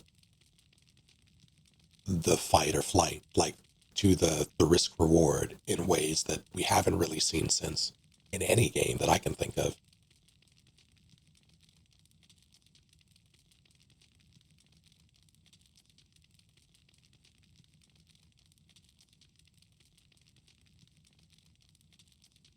Yeah, RE3 was both, or yeah, that was a spinoff initially.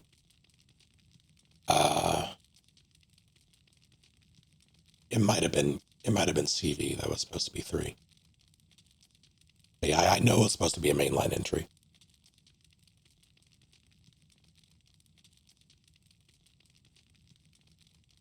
need a fixed camera, bug snacks, fight or flight game. It's already one of those things.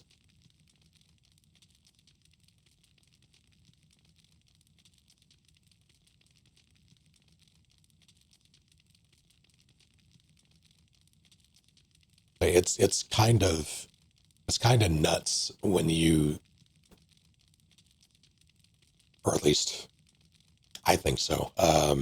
When you look at all the different elements that combine to make an Outbreak like game experience, long-term game experience, because it's really like all the Resident Evils can sort of be brutal when you go through them the first time, especially if you're not used to the genre.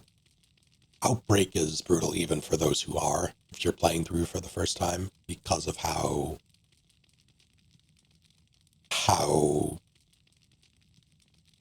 I guess unforgiving it is with its systems.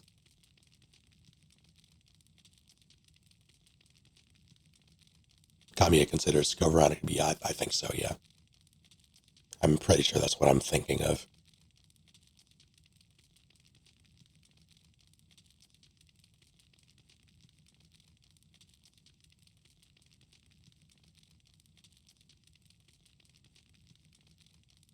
Sweet Rebecca the grafted heroic joke when I play Elden Ring. I'm so sorry.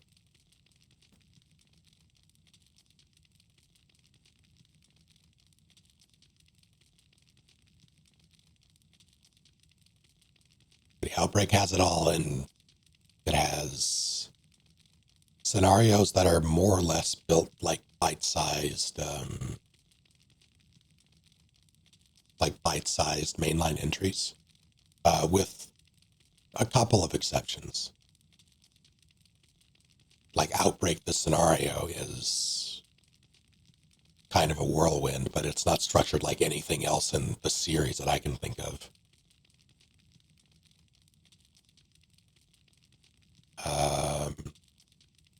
Thoughts and Revelations. I like the structure of the first more than I do the second. I couldn't stand, well, not that I couldn't stand, I was bored playing Rev 2, like to the point of where I simply stopped. That is the only Resident Evil that I have stopped out of boredom. Rev 1 I never finished, but it wasn't out of boredom. I just simply got caught up in other games and haven't gone back to it. Although I will say, if a Resident Evil didn't make me, like, hook me, or Resident Evil with Jill didn't hook me enough to like to finish it, it did something wrong. But it doesn't help that it was made for the 3DS. I think that was the big thing for me. I could see its seams, and I played it on PC when they ported it. I made it pretty far. Let me see how much. Revelations. Oh no. I thought well, maybe by scope of that game. Let me check. It can't be right.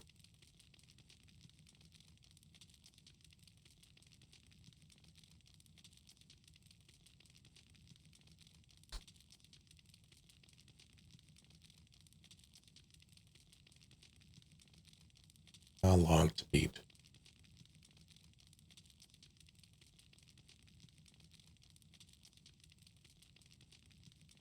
Yeah, I made it about halfway through.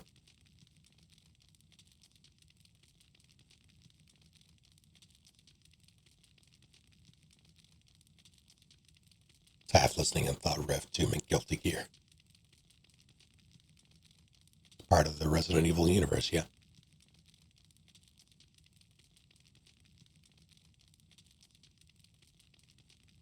I like that the Rev games exist, though. I want more of them.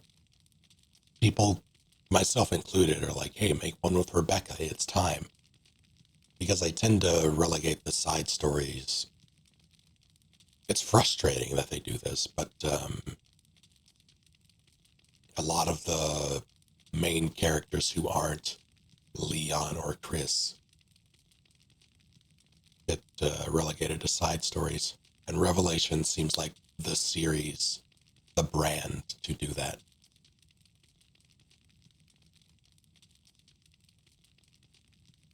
Hello, Kappa.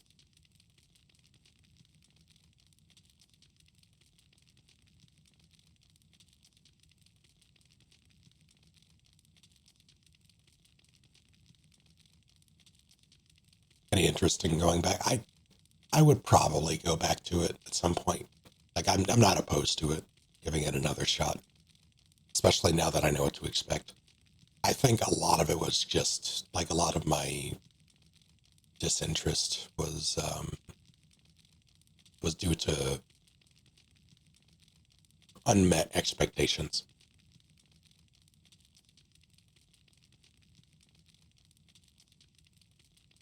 Like I knew it was a DS game going in, but I didn't really know I didn't know what that meant structurally. But now that I do, I could probably enjoy it. I could probably enjoy Gaiden too, like knowing what that is now. But if I had played Gaiden after coming from like RE2 or RE3 or something, I probably would have been mad.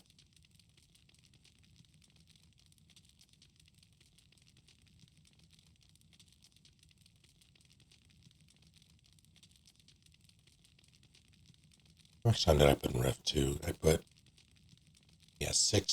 nearly 7 hours into Rev 2, 3 into Rev 1.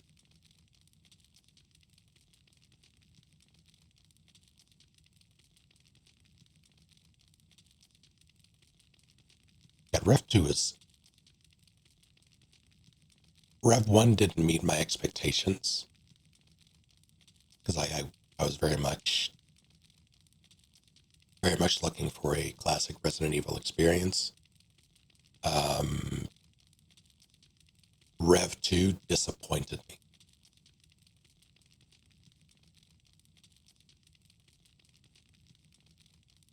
I felt let down by Rev 2.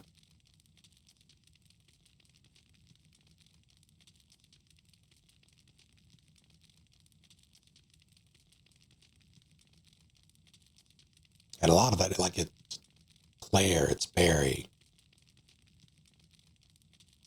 a handful of other characters that didn't exist prior. Well, technically, one of them did. Technically. Like, I don't think the story is the worst thing.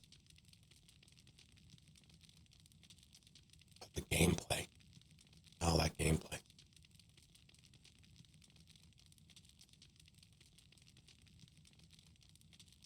All Rev 2 has going for it is Barry and the Secret Wesker's sister, yeah.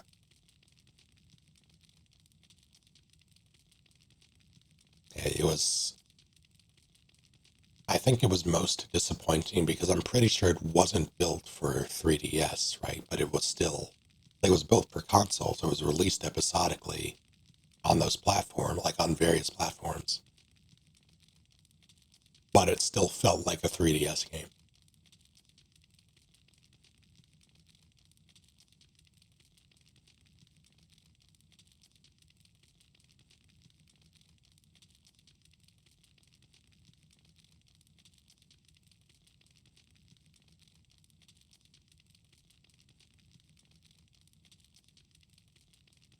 It's the Secret Wesker's sister, one people told me I would like because Evil Lady, only to find she was the head of the Umbrella Eugenics Department. Pretty much, yeah.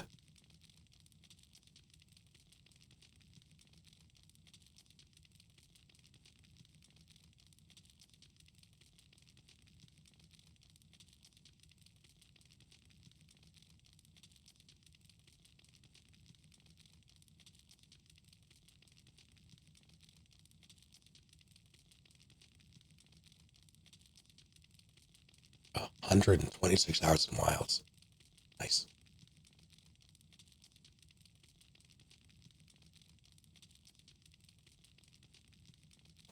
Let me check mine. Different sections of Rev 2 are meant to be thematically connected by the works of Kafka. That is a fun fact.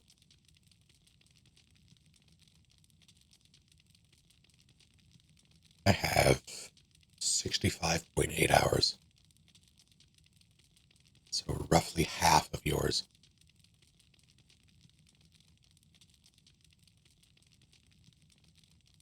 Pharmaceutical company with an official eugenics department. Love it.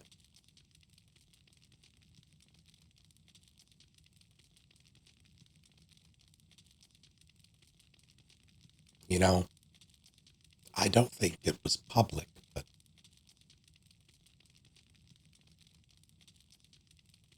the one thing that pisses me off about Resident Evil's, well, the one big thing, the one glaring thing that pisses me off about Resident Evil's narrative is that a lot of it is just sort of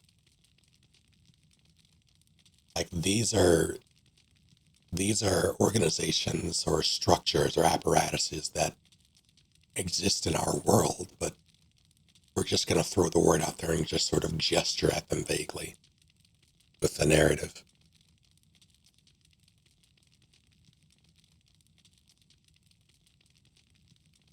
Like here's a corporation, a pharmaceutical company that also built a city,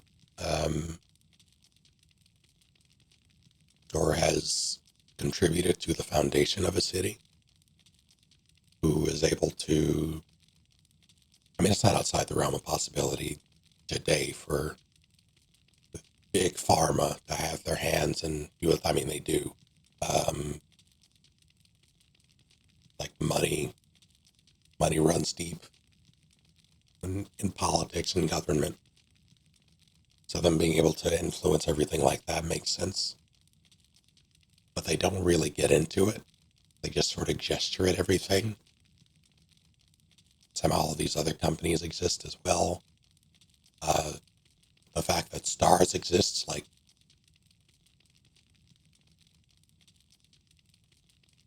what police department functions anything like the Raccoon City Police Department.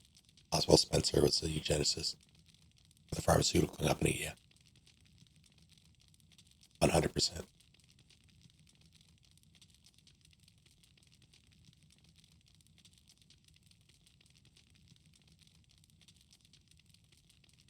How about the orange rarity switch axes and a couple of different armor sets? Time well spent.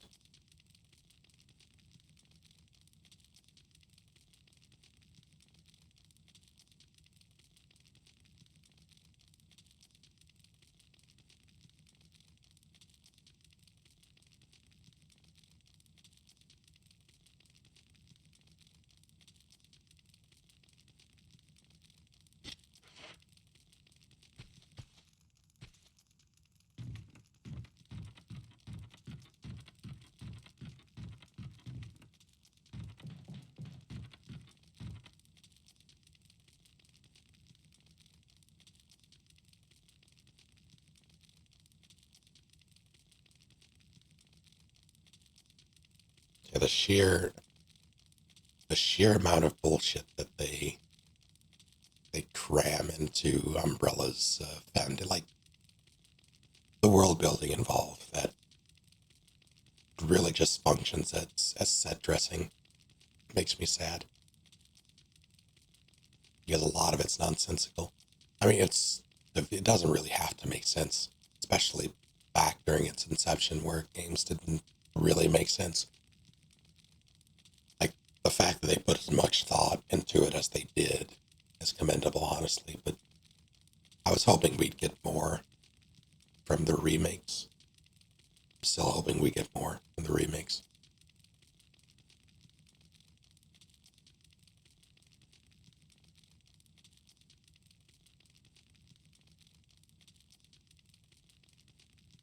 I want them to remake RE1 again.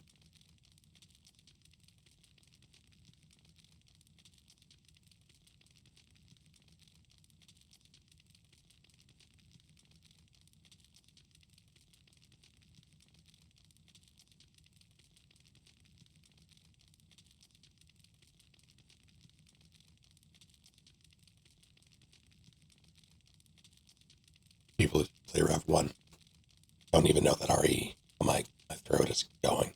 I can feel it. Oh no. Don't even know that the RE universe Has its own Atlantis destroyed by BOWs, yeah. Was it Terra Grigia? Is that, why does that?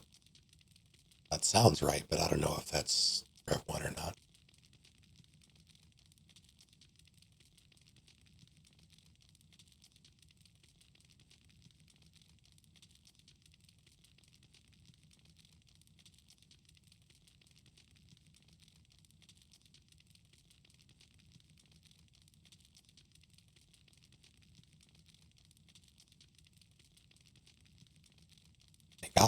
It's gotten too big. Well, it's gotten to comic book levels of complex, I think. Which is why we have comic book level stories.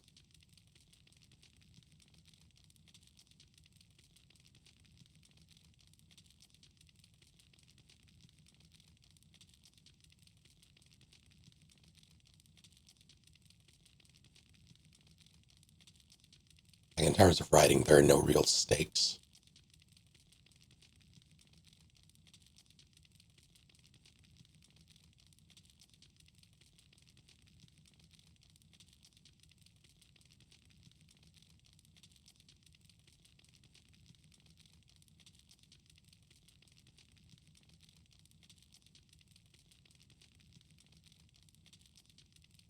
It's written by the CEO of the anti-BOW charity Claire works for to create more public desire for anti-BOW organizations.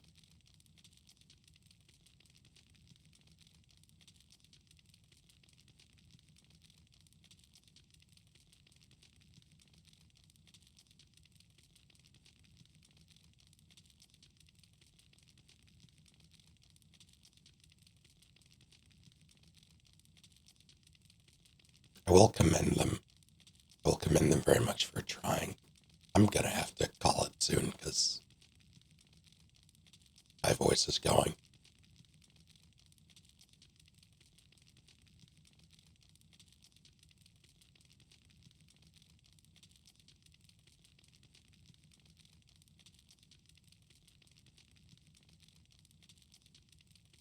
I will forever wish the writing was better, though. Specifically with the CG movies. Like in general, yes, but specifically for those.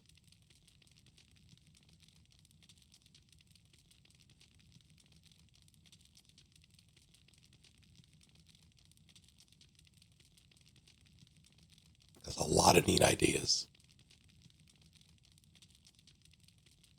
A whole lot of potential just squandered. Well, not squandered, but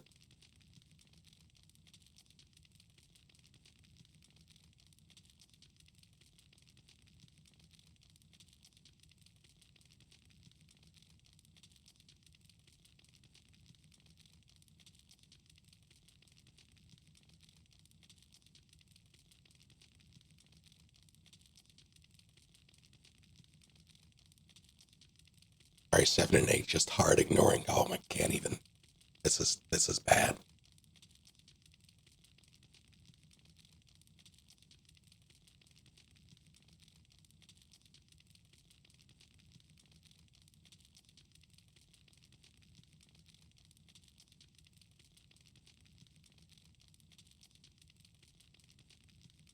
I'm actively chugging water and it's doing nothing.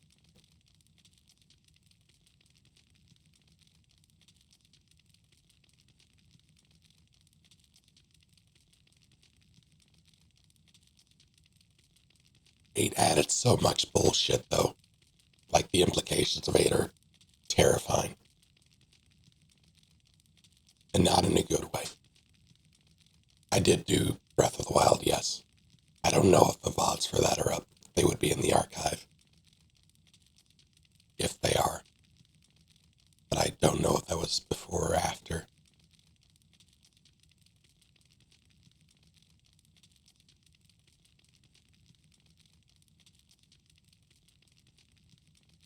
But alright,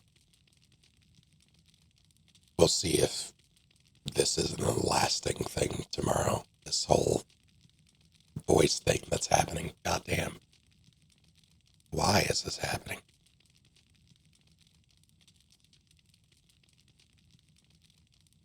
feel myself dying in real time. If I'm good though, I will do something tomorrow to make up for upcoming Tuesday that I will have to miss.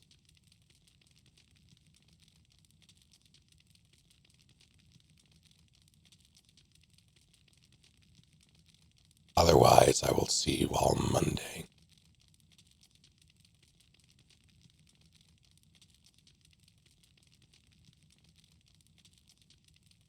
I want to play Monster Hunter tomorrow, though, so we'll see.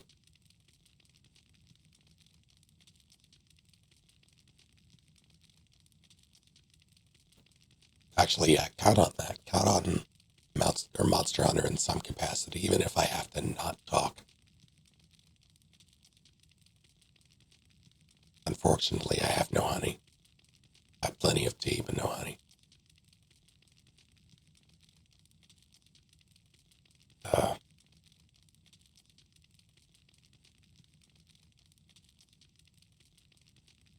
Have a good night, you all.